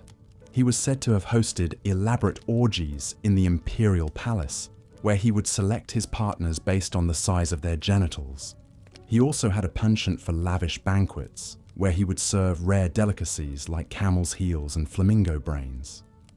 But Elagabalus's most notorious act was his attempt to elevate his Syrian sun god to the head of the Roman pantheon. He built a grand temple on the Palatine Hill and ordered the sacred relics of other gods to be transferred there, including the ancient statue of Cybele and the fire of Vesta. The move outraged the traditional Roman priesthood and alienated the common people. Elagabalus's short reign was marked by scandal, excess, and religious upheaval. He quickly wore out his welcome with the Praetorian Guard, who resented his foreign ways and effeminate behavior. In 222 AD, after just 4 years on the throne, Elagabalus was murdered by his own soldiers, his body dumped in the Tiber River like so much refuse. The story of Elagabalus is a cautionary tale about the dangers of unchecked power and the limits of tolerance in Roman society. The empire had endured its share of eccentric and depraved rulers, but even they had paid lip service to the traditional gods and values of Rome. Elagabalus's open embrace of Eastern decadence and sexual fluidity was a bridge too far for the conservative Roman elites. As we reflect on the tumultuous reigns of Commodus, Caracalla, and Elagabalus, it's easy to see them as aberrations, the product of a decadent and declining empire. But in many ways, they were the logical culmination of centuries of absolute power, concentrated in the hands of a single individual. The Roman emperors were gods on earth, accountable to no one but themselves. It's no wonder that some of them succumbed to the intoxicating allure of their own divinity. And yet, even in the darkest days of imperial excess, there were glimmers of hope and resilience. The Roman people endured, as they always had, finding solace in their families, their communities, and their faith. The empire would go on to survive the crisis of the 3rd century and enjoy a period of renewed stability under the strong leadership of emperors like Diocletian and Constantine.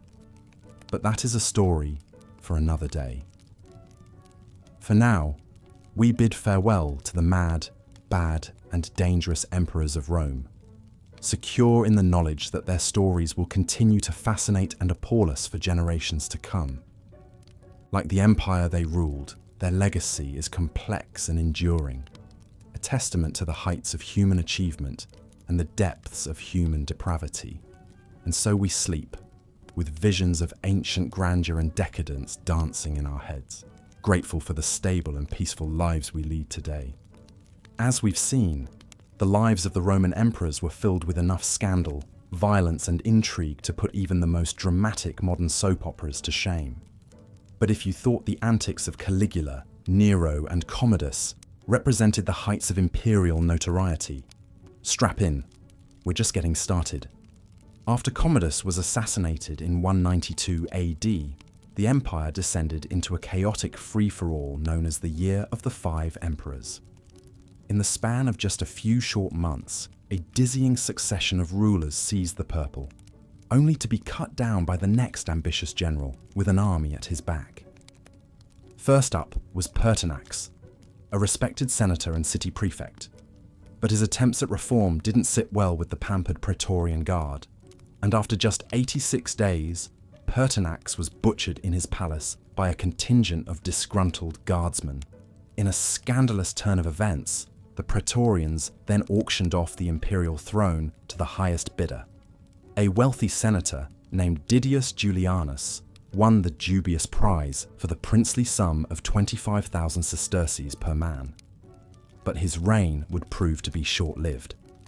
Three prominent generals in the provinces, Pescennius Niger in Syria, Clodius Albinus in Britain, and Septimius Severus in Pannonia, all refused to recognize Julianus's authority and launched bids for power. Through a combination of political savvy, military muscle, and plain old luck, Severus emerged victorious. He secured the surrender of Albinus's much larger army and then crushed Niger's forces in a series of bloody battles. Septimius Severus, a native of North Africa, would go on to rule for 18 years and establish a new imperial dynasty. He was a canny operator and proved to be one of the more effective emperors, strengthening the frontiers and improving infrastructure. But like many of his predecessors, Severus struggled to rein in the power of the army. He famously advised his sons to enrich the soldiers and scorn everybody else on his deathbed. This advice would come back to haunt the empire as Severus's sons, Caracalla and Geta, almost immediately plunged into a vicious rivalry after inheriting the throne together in 211. Caracalla, whose official portraits depicted him with a permanent scowl, was not exactly a people person, but he did have a certain fondness for the army, granting Roman citizenship to all free men in the empire so he could tax them to raise soldiers' pay. He also had a megalomaniacal streak, styling himself as a second Alexander the Great, as he led military campaigns against the Germans and Parthians. In a grim irony, Caracalla would meet his end on one of these expeditions when he was stabbed by a disaffected soldier while relieving himself at the side of the road. The next decade would see the usual carousel of short-lived soldier emperors, but things took a truly bizarre turn with the rise of Elagabalus in 218. Just 14 years old when he was declared emperor by the legions in Syria, Elagabalus was the chief priest of a Syrian sun god and was said to engage in all manner of shocking religious rites and sexual practices. If the tales are to be believed, Elagabalus was the ultimate rebellious teen, hosting lavish orgies, marrying a sacred Vestal virgin, and even prostituting himself in the imperial palace. Unsurprisingly, Elagabalus's antics soon wore out their welcome. After just 4 years, the Praetorian Guard had had enough and cut the young emperor down, along with his domineering mother. His body was unceremoniously dumped in the Tiber River. As a final indignity, the Senate passed a decree of damnatio memoriae, attempting to erase Elagabalus from the historical record. The throne then passed to Elagabalus's more straight-laced cousin, Alexander Severus. But after a 13-year reign focused more on diplomacy than military victories, Alexander too fell victim to soldier mutiny, butchered alongside his mother in a camp on the Rhine frontier. The mid-3rd century would come to be known as the crisis of the 3rd century, a period of economic turmoil, barbarian invasions, and an astonishing 26 emperors in the span of just 50 years. With the frontiers under assault from Germanic tribes and the Persian Sassanids, power increasingly fell to military strongmen. Emperors like Maximinus Thrax, Philip the Arab, and Decius spent little time in Rome, focusing their energy on repelling invasions, often at the cost of their lives. Decius died fighting the Goths in 251, and 8 years later, Emperor Valerian was even captured in battle by the Persian king Shapur-Baqi, an unprecedented humiliation. It's little wonder some Romans feared the empire was on the brink of collapse. But just when all seemed lost, an unlikely savior would emerge in the form of Diocletian, a low-born soldier from the Balkans. Coming to power in 284 after the usual round of coups and civil wars, Diocletian enacted a series of sweeping administrative reforms meant to stabilize the empire. Most notably, he divided power between 4 co-emperors in a system known as the Tetrarchy. While not a permanent solution, the Tetrarchy did manage to beat back the worst of the invasions and give the battered empire some breathing room. The last of our emperor biographies belongs to one of Rome's most influential rulers, Constantine the Great. Born in the province of Mysia to a tetrarch father, Constantine spent his early career as a capable general and administrator. But his life took a dramatic turn in 312 when, on the eve of a massive battle against a rival emperor, he reportedly had a vision of a cross in the sky and heard the words, "In this sign, conquer." Taking this as a sign of divine favour, Constantine triumphed in the battle and soon after issued the Edict of Milan, granting Christianity legal status in the empire. Over the following years, Constantine would progressively favour Christianity, building grand churches, convoking the Council of Nicaea to resolve theological disputes, and even delaying his baptism until his deathbed. While the motivations behind Constantine's religious policies are still debated, there's no question of the profound impact his embrace of Christianity would have on the course of Western civilization. Constantine is also remembered for establishing a new imperial capital in the east, Constantinople, the new Rome. Built on the site of the old Greek city of Byzantium, Constantinople would go on to serve as a bulwark of Roman power for over 1,000 years after the fall of the Western Empire. So there you have it, a whirlwind tour through some of the most scandalous, violent, and just plain bizarre episodes in the lives of the Roman emperors. From the homicidal tantrums of Caligula and Commodus to the megalomania of Nero and Caracalla, these men wielded absolute power, and all too often succumbed to their worst impulses. But the empire endured, thanks in no small part to reformers like Diocletian and savvy political operators like Augustus and Constantine.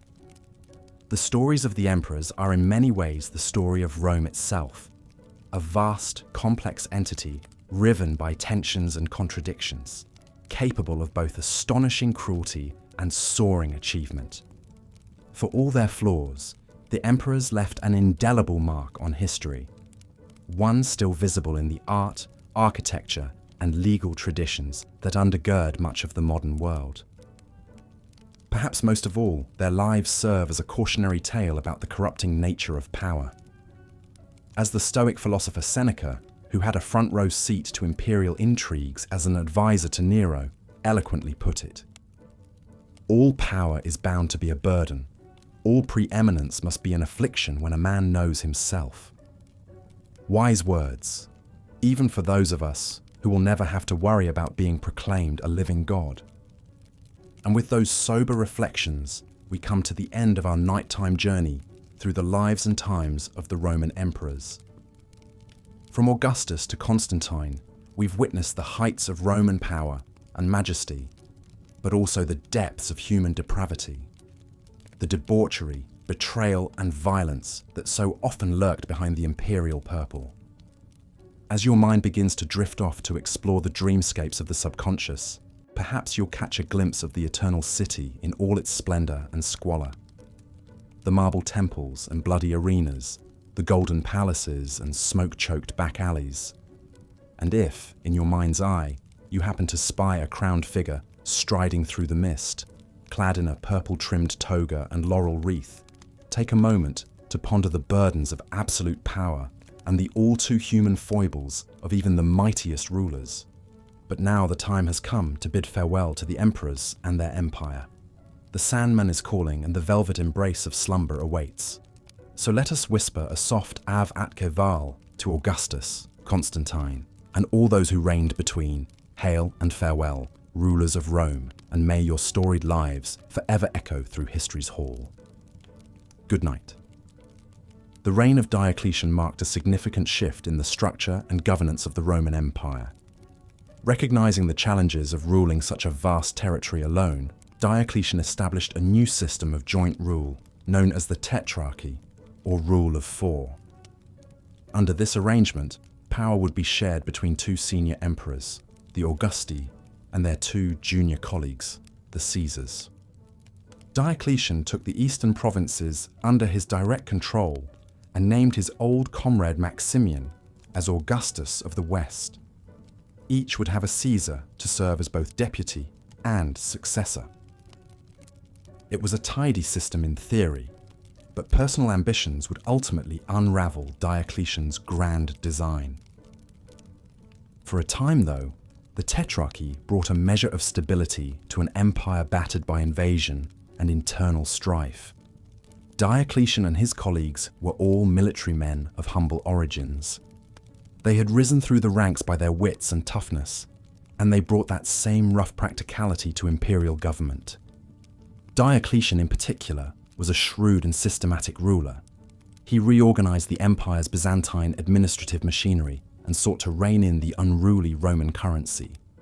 Always conscious of appearances, Diocletian cultivated an aura of remote divinity around the imperial office. Those who approached him now had to prostrate themselves in a ritual called adoratio, a custom borrowed from the Persian court. But for all his achievements, Diocletian is perhaps most remembered for his zealous persecution of Christians. Earlier emperors had targeted the sect sporadically, but Diocletian determined to stamp it out once and for all. He ordered churches destroyed, scriptures burned, and clergy arrested. Christians were expelled from public offices, and thousands were put to death, yet still the faith endured. In a final irony, it would be one of Diocletian's own tetrarchic successors who would reverse his policy and forever transform the spiritual landscape of the empire. As the strain of ruling weighed on him, Diocletian made a decision virtually unprecedented in Roman history. He voluntarily abdicated the throne. In 305 AD, in separate ceremonies choreographed by Diocletian himself, he and Maximian formally resigned their powers and passed the mantle of leadership to their Caesars. Constantius and Galerius now became the new Augusti, but their respective sons, Constantine and Maxentius, were passed over for promotion in favor of two other men, Severus and Maximinus Daia. It was a recipe for dynastic intrigue that would simmer to a boil soon after Diocletian's retirement. The Tetrarchy stumbled on as Constantius campaigned in Britain with his son Constantine at his side. When Constantius died at York in 306, his troops immediately acclaimed Constantine as Augustus. This threw the imperial college into disarray. Galerius, the senior Augustus, offered Constantine the lesser rank of Caesar, but Constantine accepted the compromise with the secret intent of securing his claim to greater power. Events now unfolded at a dizzying pace. Maxentius, son of the retired Emperor Maximian, rebelled at Rome and declared himself emperor. His father Maximian soon joined him and reclaimed his own lapsed imperial title. The Western Empire convulsed in civil war as Constantine, Maximian, Maxentius, and Severus maneuvered against each other. Through a mix of statecraft, treachery, and battlefield prowess, Constantine emerged supreme. He accepted the surrender of his rival Maximian, only to drive him to suicide when he later plotted against Constantine. More dramatically, Constantine routed the army of Maxentius at the Battle of the Milvian Bridge and reported a miraculous vision on the eve of combat that changed the course of history.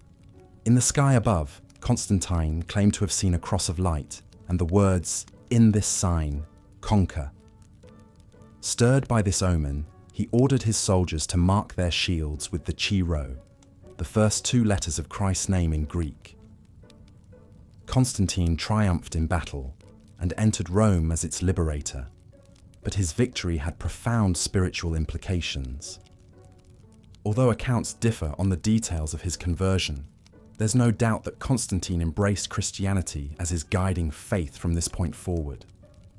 With his eastern counterpart Licinius, he issued the Edict of Milan in 313, granting religious tolerance and ending the persecution of Christians. It was a revolutionary act that aligned the empire with the once despised sect and set the stage for Christianity's ultimate dominance. Constantine completed his ascent in 324 by defeating Licinius and reuniting the empire under his sole authority. He ushered in a new, overtly Christian order epitomized by his eponymous capital, Constantinople. Here, on the ancient site of Byzantium overlooking the Bosphorus, Constantine erected a new Rome, a city adorned with churches instead of pagan temples.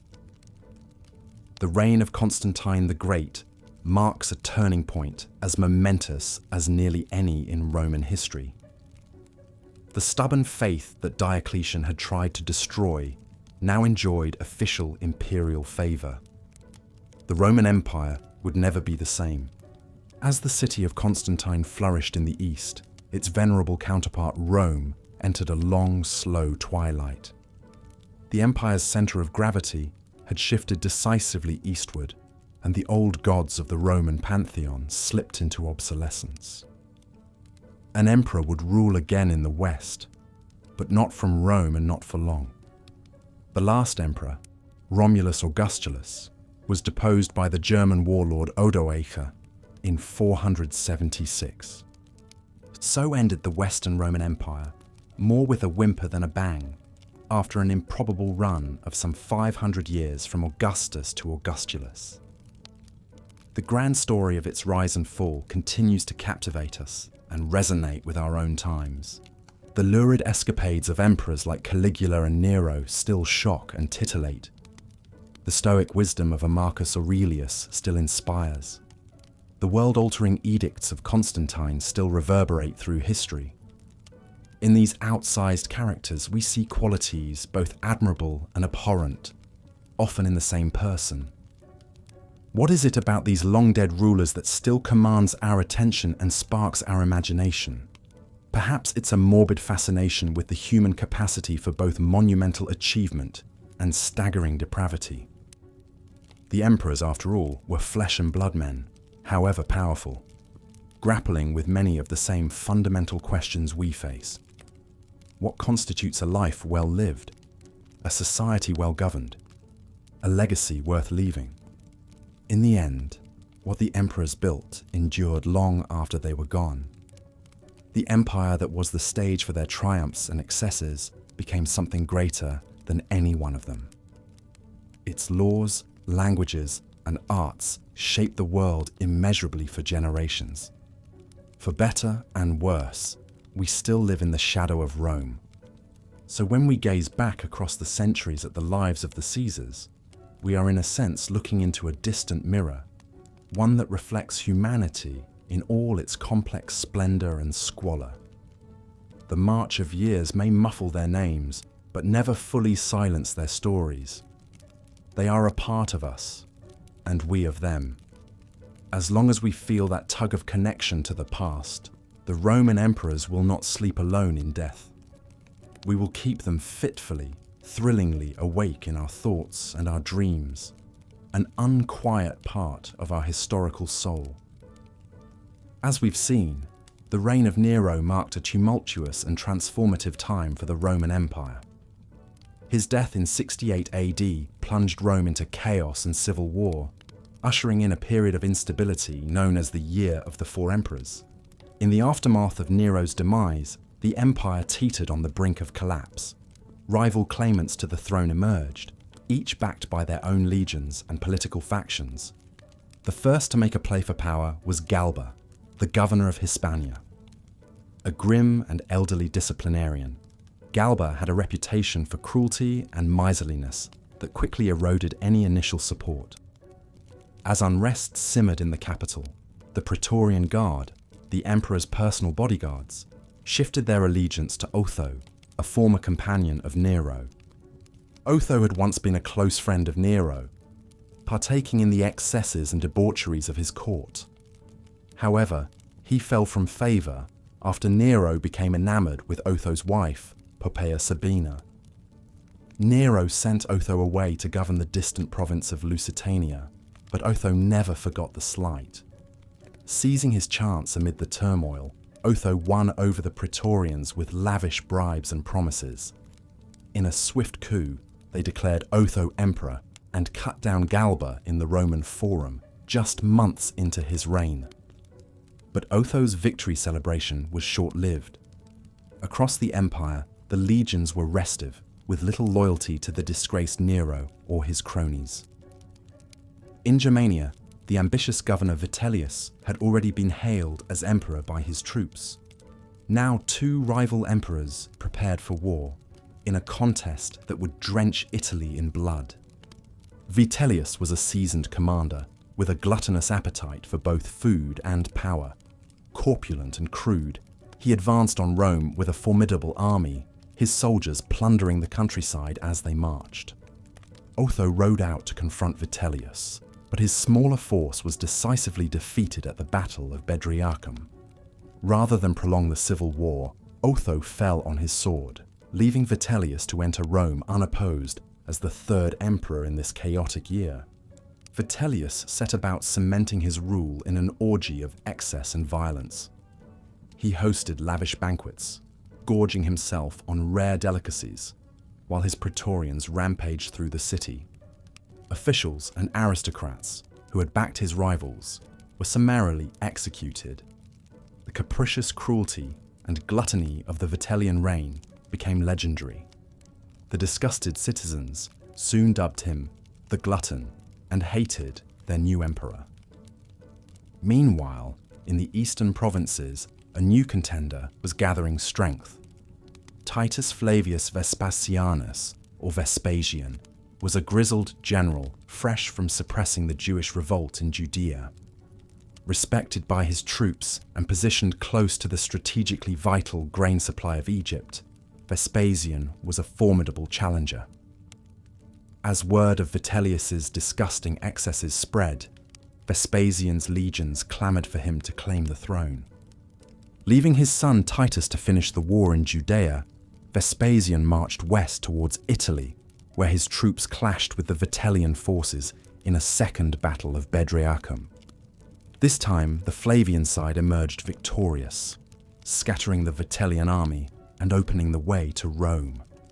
As a last spasm of civil war engulfed the capital, a terrified Vitellius tried to abdicate and slink away, but enraged soldiers and civilians dragged the disgraced emperor through the streets, torturing and humiliating him before finally hacking him to pieces. And so the year of the four emperors drew to a close, with Vespasian marching through the blood-stained streets of Rome to claim his prize. The Flavian dynasty that would rule for 27 years had begun, but memories of the anarchy would linger. The empire had barely survived this bitter struggle for supremacy, riven by ambition, betrayal, and bloodshed. Though the Pax Romana would largely return under Vespasian and his sons, the scars of civil war would shape Roman politics for generations to come. Vespasian proved to be a competent and stabilizing emperor, whose common sense and steady leadership were welcome antidotes to the madness of Nero and the chaos of the interregnum. Born to an obscure family, Vespasian had risen through the ranks of the army on his merits as a canny and courageous commander. Now he brought his practicality to bear on an empire ravaged by turmoil. One of Vespasian's first priorities was to restore the state's depleted finances. The extravagances of Nero, the disruptions of civil war, and a crippling economic downturn had pushed Rome to the brink of bankruptcy. Vespasian instituted new taxes, including the notorious tax on urine collected from public toilets for use in leather tanning. When his son Titus complained about the disgusting nature of the tax, Vespasian famously held up a coin and quipped, "Pecunia non olet," money does not stink. Such down-to-earth humour was typical of Vespasian. He largely eschewed the pomp and luxury that his predecessors had wallowed in. While he did build a massive amphitheatre, the Flavian Amphitheatre, or Colosseum, he did so partly to boost employment and win popular support. Unlike the egomaniacs who came before, Vespasian seems to have understood the importance of bread and circuses in pacifying the restive Roman mob. Vespasian also sought to restore traditional Roman values and religious practices that had languished under the impious or indifferent rule of past emperors. He revived the ancient priesthoods and rebuilt the Temple of Jupiter on the Capitoline Hill, which had been destroyed in the civil strife. As a conservative Italian, Vespasian placed great importance on propriety and piety as cornerstones of a stable society. Not that Vespasian was above some of the brutal power politics that came with the purple robes of imperium. He dealt ruthlessly with any hint of opposition from the Senate or disloyal legions. According to the gossipy biographer Suetonius, Vespasian even wept at the execution of 2 alleged conspirators, all while continuing to tuck into his dinner. Still, compared to most emperors, Vespasian comes down to us as a reasonably just and clear-eyed ruler who began the process of putting a battered empire back together again. When he fell ill in 79 AD, Vespasian joked that he was becoming a god, mocking the usual deification of dead emperors. Then, struggling to his feet, he gasped, "An emperor should die standing," and breathed his last. The empire would never be entirely secure or at peace, but under the steady hand of Vespasian, it had found a welcome respite from the follies and depravities of Julio-Claudian rule. The stage was set for his eldest son Titus to inherit the throne and continue the Flavian dynasty's efforts to stabilize and strengthen a Roman world, still reeling from the anarchy of the recent past. Though further calamities and madmen would periodically shake the foundations of imperial power, the solid, soldierly virtues of Vespasian had steadied the ship of state and ushered in a new era of comparative calm and prosperity for the far-flung Roman Empire. As we've seen, the early Roman emperors, from Augustus to Nero, set a precedent for both the grandeur and the depravity that would characterize the rulers of the world's greatest empire. But if anyone thought the madness might end with the passing of the Julio-Claudians, they were sorely mistaken. What followed was an age of such chaos and upheaval that it's a wonder Rome survived at all. The year was 69 AD, and in the aftermath of Nero's shocking suicide, the empire found itself rudderless, drifting in a sea of uncertainty. In the span of just a few short months, no less than 4 men would claim the throne, each rising to power on a wave of violence and treachery, only to be cut down just as quickly by the next usurper in line. First came Galba, a grizzled old general who marched on Rome with his legions, determined to restore order and discipline to an empire that had grown soft and decadent under Nero's misrule. But Galba was not the savior Rome hoped for. Dour, stingy, and utterly lacking in charisma, he quickly alienated the Senate, the people, and worst of all, his own soldiers, who had expected rich rewards for their loyalty. Barely 6 months after taking power, Galba was brutally cut down by his own Praetorian Guard, who had thrown their support behind a rival claimant named Otho, a dashing nobleman with a taste for the finer things in life. Otho had once been a boon companion of Nero himself, sharing in the emperor's debauched revels, and even, so the rumors said, his bed. But when Nero's star began to fall, the cunning Otho saw his chance to seize power for himself. For a brief moment, it seemed that Otho's gamble had paid off. Hailed as emperor by the Praetorians, he rode into Rome in triumph, promising the people a return to the good old days of bread and circuses. But Otho's reign was to be even shorter than Galba's, for out in the provinces, another contender for the throne was gathering his forces. Aulus Vitellius was a man cut from the same cloth as Otho, a creature of the court, more at home in the banquet hall than on the battlefield. But what he lacked in martial prowess, he made up for in sheer, brazen ambition. With the backing of the legions in Germany, Vitellius marched on Rome, his army swelling with each passing mile as soldiers and provincials alike rallied to his banner. When the 2 armies met at the Battle of Bedriacum, it was a slaughter. Vitellius's forces, hardened by years of fighting on the empire's frontiers, made short work of Otho's Praetorian Guard, who broke and ran in the face of the enemy's fury. Otho himself, seeing all was lost, fell on his sword leaving Vitellius the last man standing in the bloody scramble for the throne. But if Vitellius thought his troubles were over, he was sadly mistaken. For even as he celebrated his victory with a lavish feast, word reached Rome of yet another challenger arising in the east. Titus Flavius Vespasianus, or Vespasian as he was known, was everything Vitellius was not: a battle-hardened general, a shrewd politician, and a man of unimpeachable integrity. With the legions of Syria and Judea at his back, Vespasian began his own march on the capital, determined to put an end to the chaos and restore stability to the empire. What followed was a year of brutal civil war, as Vespasian and Vitellius fought for control of Rome itself. Vitellius, his nerve failing as his hold on power slipped away, barricaded himself in the imperial palace, while his armies sacked and burned their way across Italy. But in the end, there could be only one victor.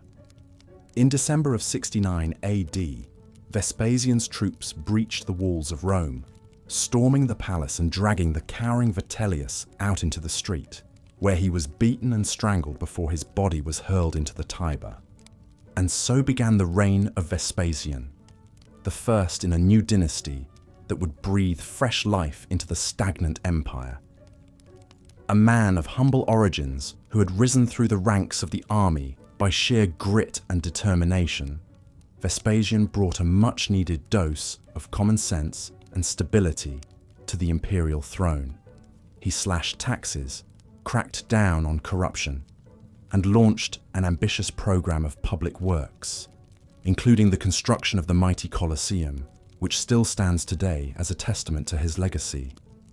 But perhaps Vespasian's greatest achievement was the restoration of the empire's finances, which had been drained by years of civil war and reckless spending. Ever the pragmatist, Vespasian was not above a bit of creative accounting to refill the imperial coffers.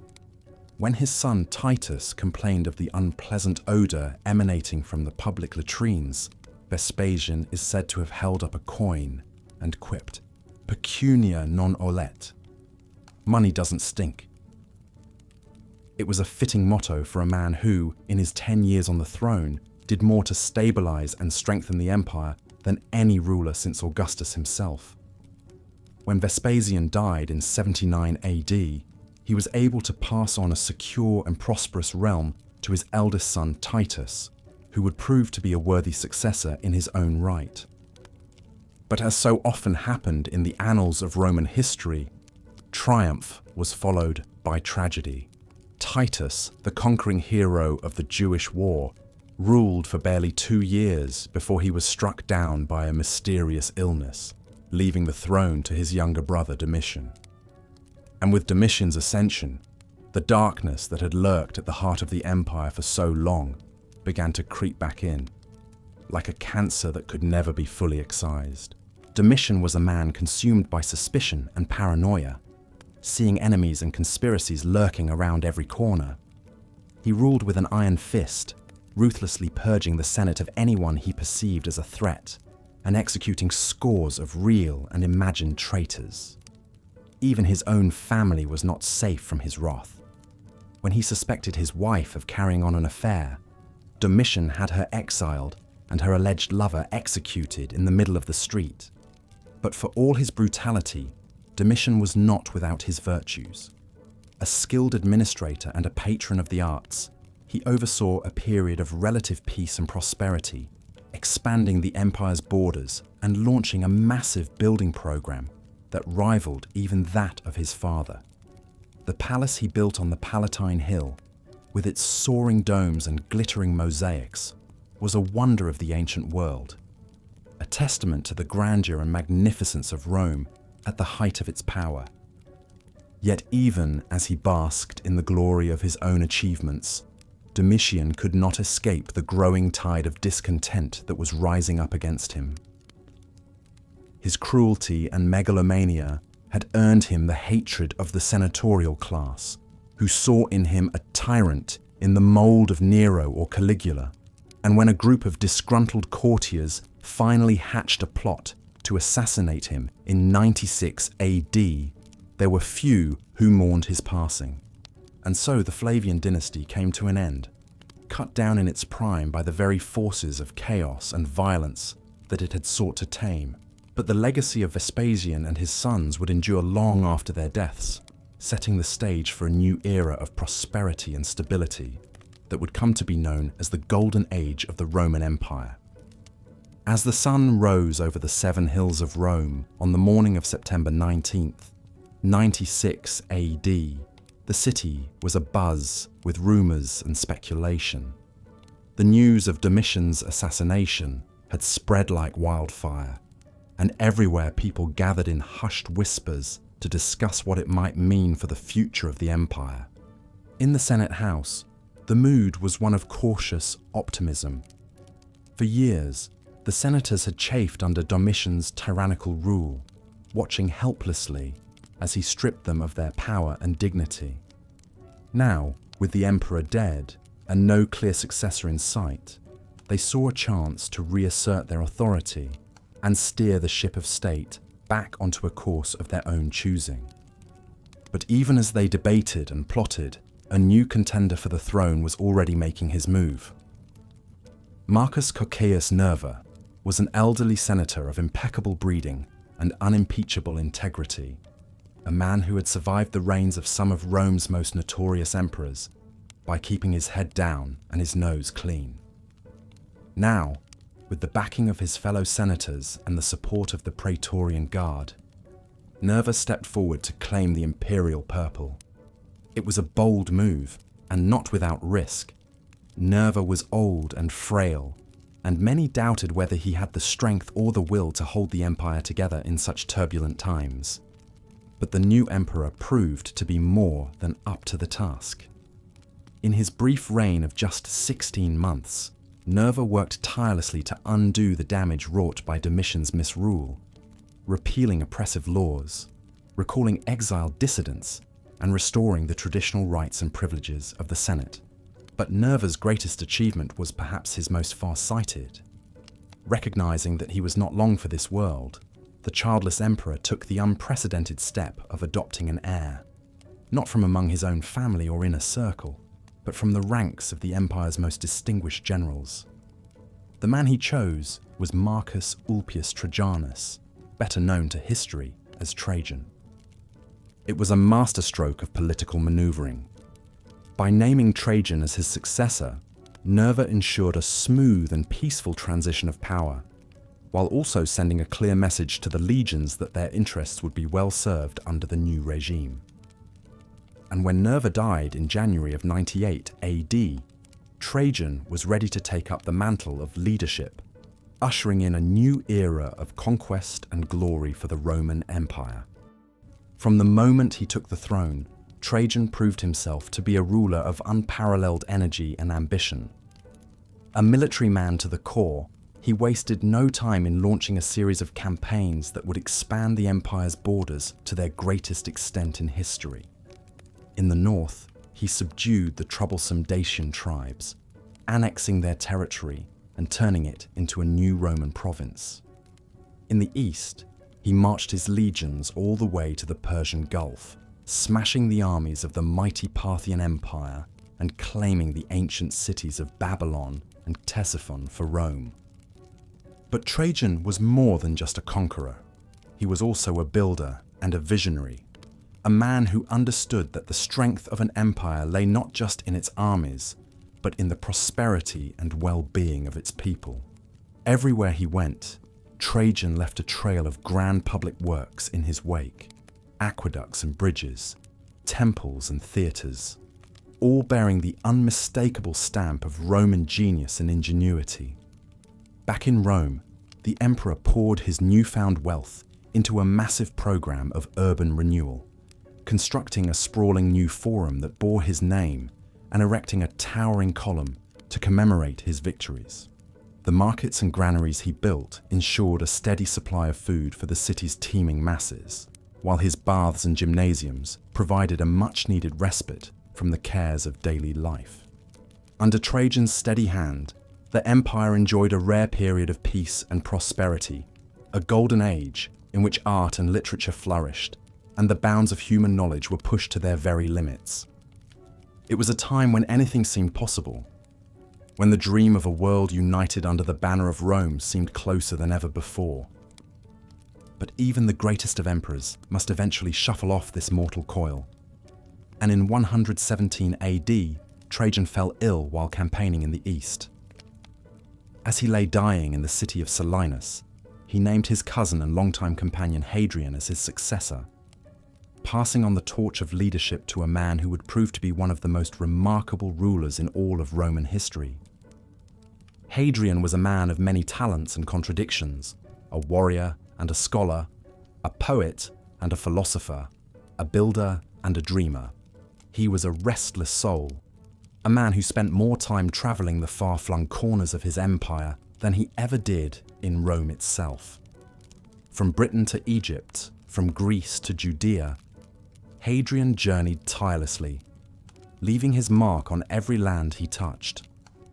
In Britain, he ordered the construction of a great wall to mark the northern edge of Roman territory, a feat of engineering that still stands today as a testament to the empire's reach and ambition.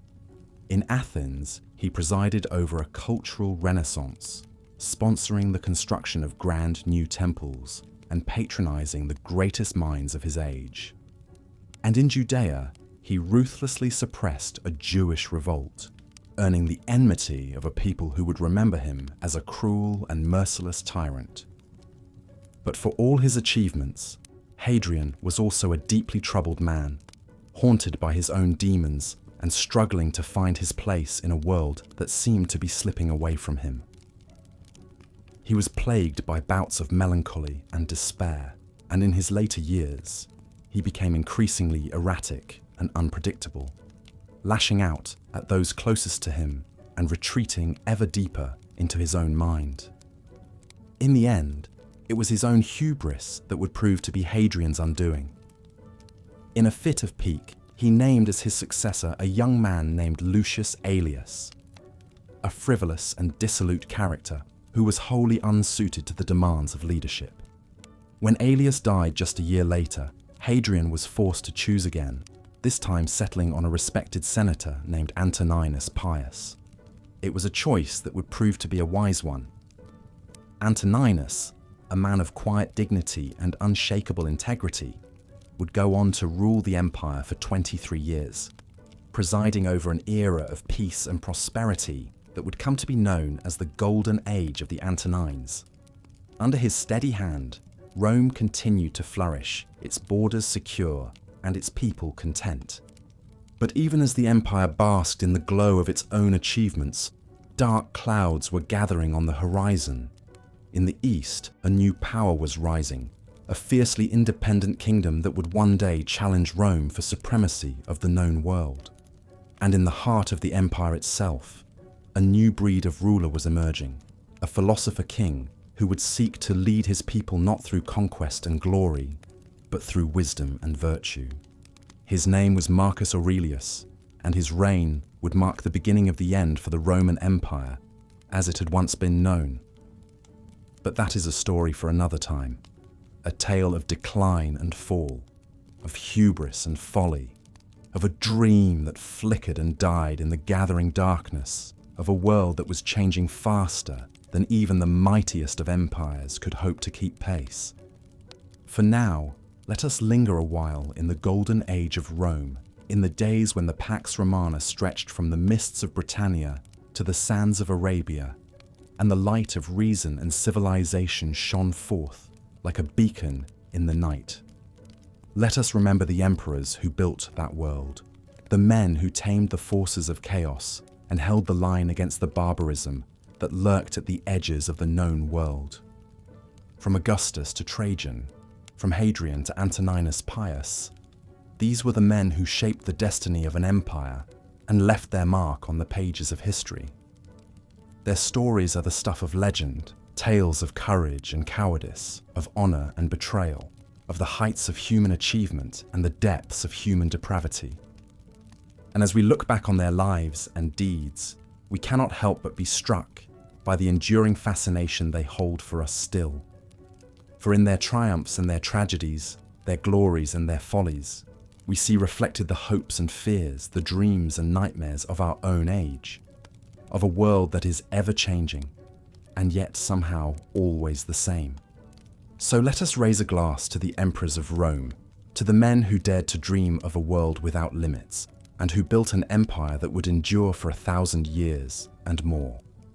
Theirs was a legacy that would echo through the ages, a testament to the indomitable spirit of a people who once dared to reach for the very stars themselves. And though the empire they built may have crumbled into dust, though the glories of Rome may have faded into the mists of time, their memory lives on in the hearts and minds of all those who have ever been touched by the magic and the majesty of the eternal city. For as long as men and women dream of greatness, as long as the human spirit yearns for the infinite and the unknown, the story of Rome will never die, and the emperors who ruled her will never be forgotten. Sadly, the fate of Valerian would foreshadow the disastrous times to come for the Roman Empire in the 3rd century. The era of the soldier emperors saw the rapid rise and fall of military strongmen, with a dizzying 20 emperors in just 49 years, from 235 to 284 AD. The very foundations of the empire were shaken by internal power struggles, barbarian invasions, economic turmoil and plague. The first of these so-called barracks emperors was Maximinus Thrax, a low-born brute who seized power after the murder of the young Severus Alexander.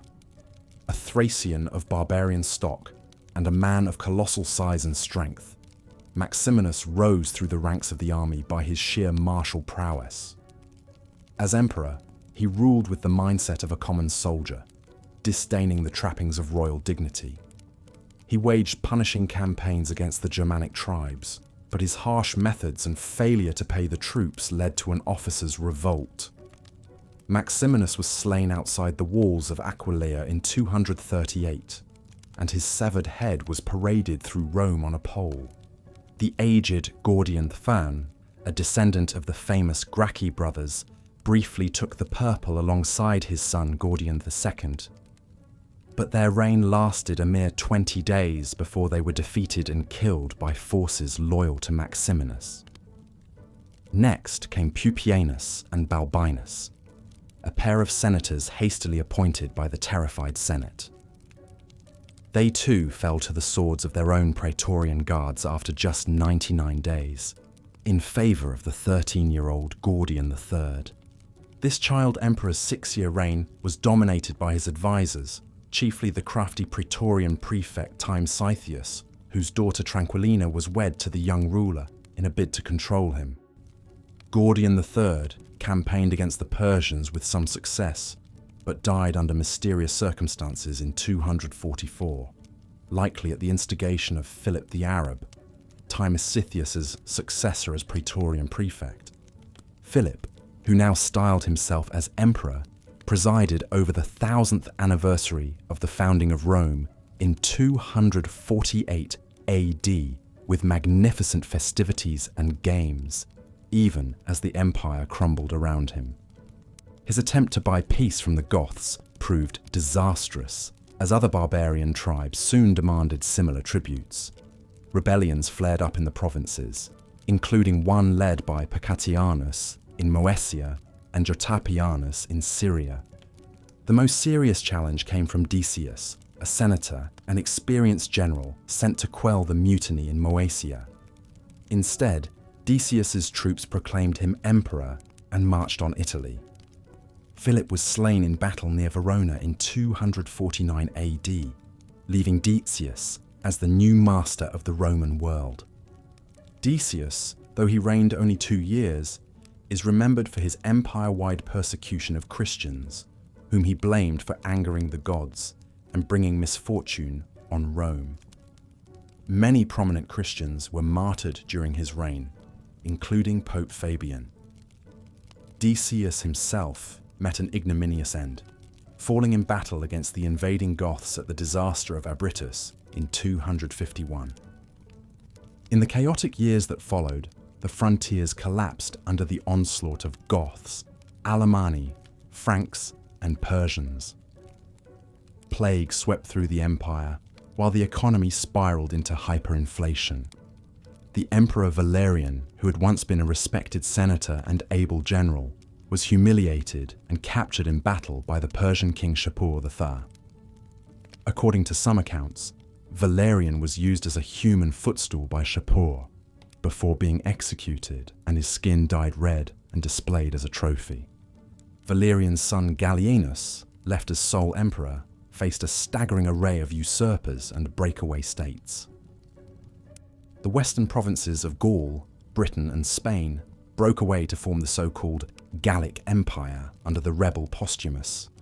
In the east, the gifted general Odenathus of Palmyra carved out a power base and was even acknowledged as a quasi-co-emperor for his service in defeating the Persians. After Odenathus's death, his widow Zenobia styled their young son as Augustus and declared de facto independence from Rome. Gallienus, an underrated ruler who strove mightily to hold the empire together, fell victim to yet another military revolt in 268 AD. One of his top generals, Aureolus, raised the standard of rebellion and was besieged at Milan by Gallienus. However, several of Gallienus's officers, including the future emperors Claudius Gothicus and Aurelian, formed a conspiracy and had him assassinated. Claudius II, called Gothicus for his victories over the Goths, ruled ably for 2 years before succumbing to the plague. His successor Aurelian, who rose from humble origins in the Balkans, was a brilliant general who reunited the shattered empire by reconquering the Gallic Empire and defeating Zenobia's Palmyrene state. Aurelian was hailed as restorer of the world for his triumphs, but his strict discipline led to his murder at the hands of disgruntled officers in 275. The late 3rd century saw several strong soldier emperors who began the work of rebuilding the empire. Probus won victories over barbarians on the Rhine and Danube frontiers. Carus reconquered Mesopotamia from the Persians. His son Numerian was a cultured man of letters who was said to have been blinded by weeping over the death of his father. The blind, bookish Numerian was soon slain by his father-in-law and Praetorian prefect Aper, leading to the accession of Diocletian in 284 AD. Diocletian, a canny officer of obscure origins from Dalmatia, ushered in a new era with his reforms. To better manage the unwieldy empire, he divided rule between 4 co-emperors in the tetrarchy system, 2 senior Augusti and 2 junior Caesars. Diocletian's trusted comrade Maximian was appointed as his co-Augustus in the west, while Galerius and Constantius Chlorus served as the Caesars. The tetrarchs ruthlessly suppressed internal threats. Maximian put down the rebellions of Carausius and Electus in Britain, while Galerius defeated the usurper Domitius Domitianus in Egypt. They secured the frontiers with fortifications and mobile armies, and rejuvenated the economy with tax and currency reforms. However, Diocletian is also notorious for presiding over the Great Persecution, the last and bloodiest official persecution of Christians in the empire. In 305 AD, Diocletian and Maximian jointly abdicated in an unprecedented move, elevating Galerius and Constantius as the new Augusti. The peaceful transition envisioned by Diocletian did not last long. Constantius died the next year in Britain, and his troops proclaimed his son Constantine as emperor. Galerius appointed Severus as Western Augustus, but he was challenged by Maxentius, the son of Maximian, leading to civil war. The ambitious Constantine shrewdly navigated the rivalries between his fellow claimants. He defeated Maxentius at the epical Battle of the Milvian Bridge, where he fought under the sign of the Christian cross after a famed vision. He then forged an alliance with the Eastern Emperor Licinius, sealed by the marriage of his sister.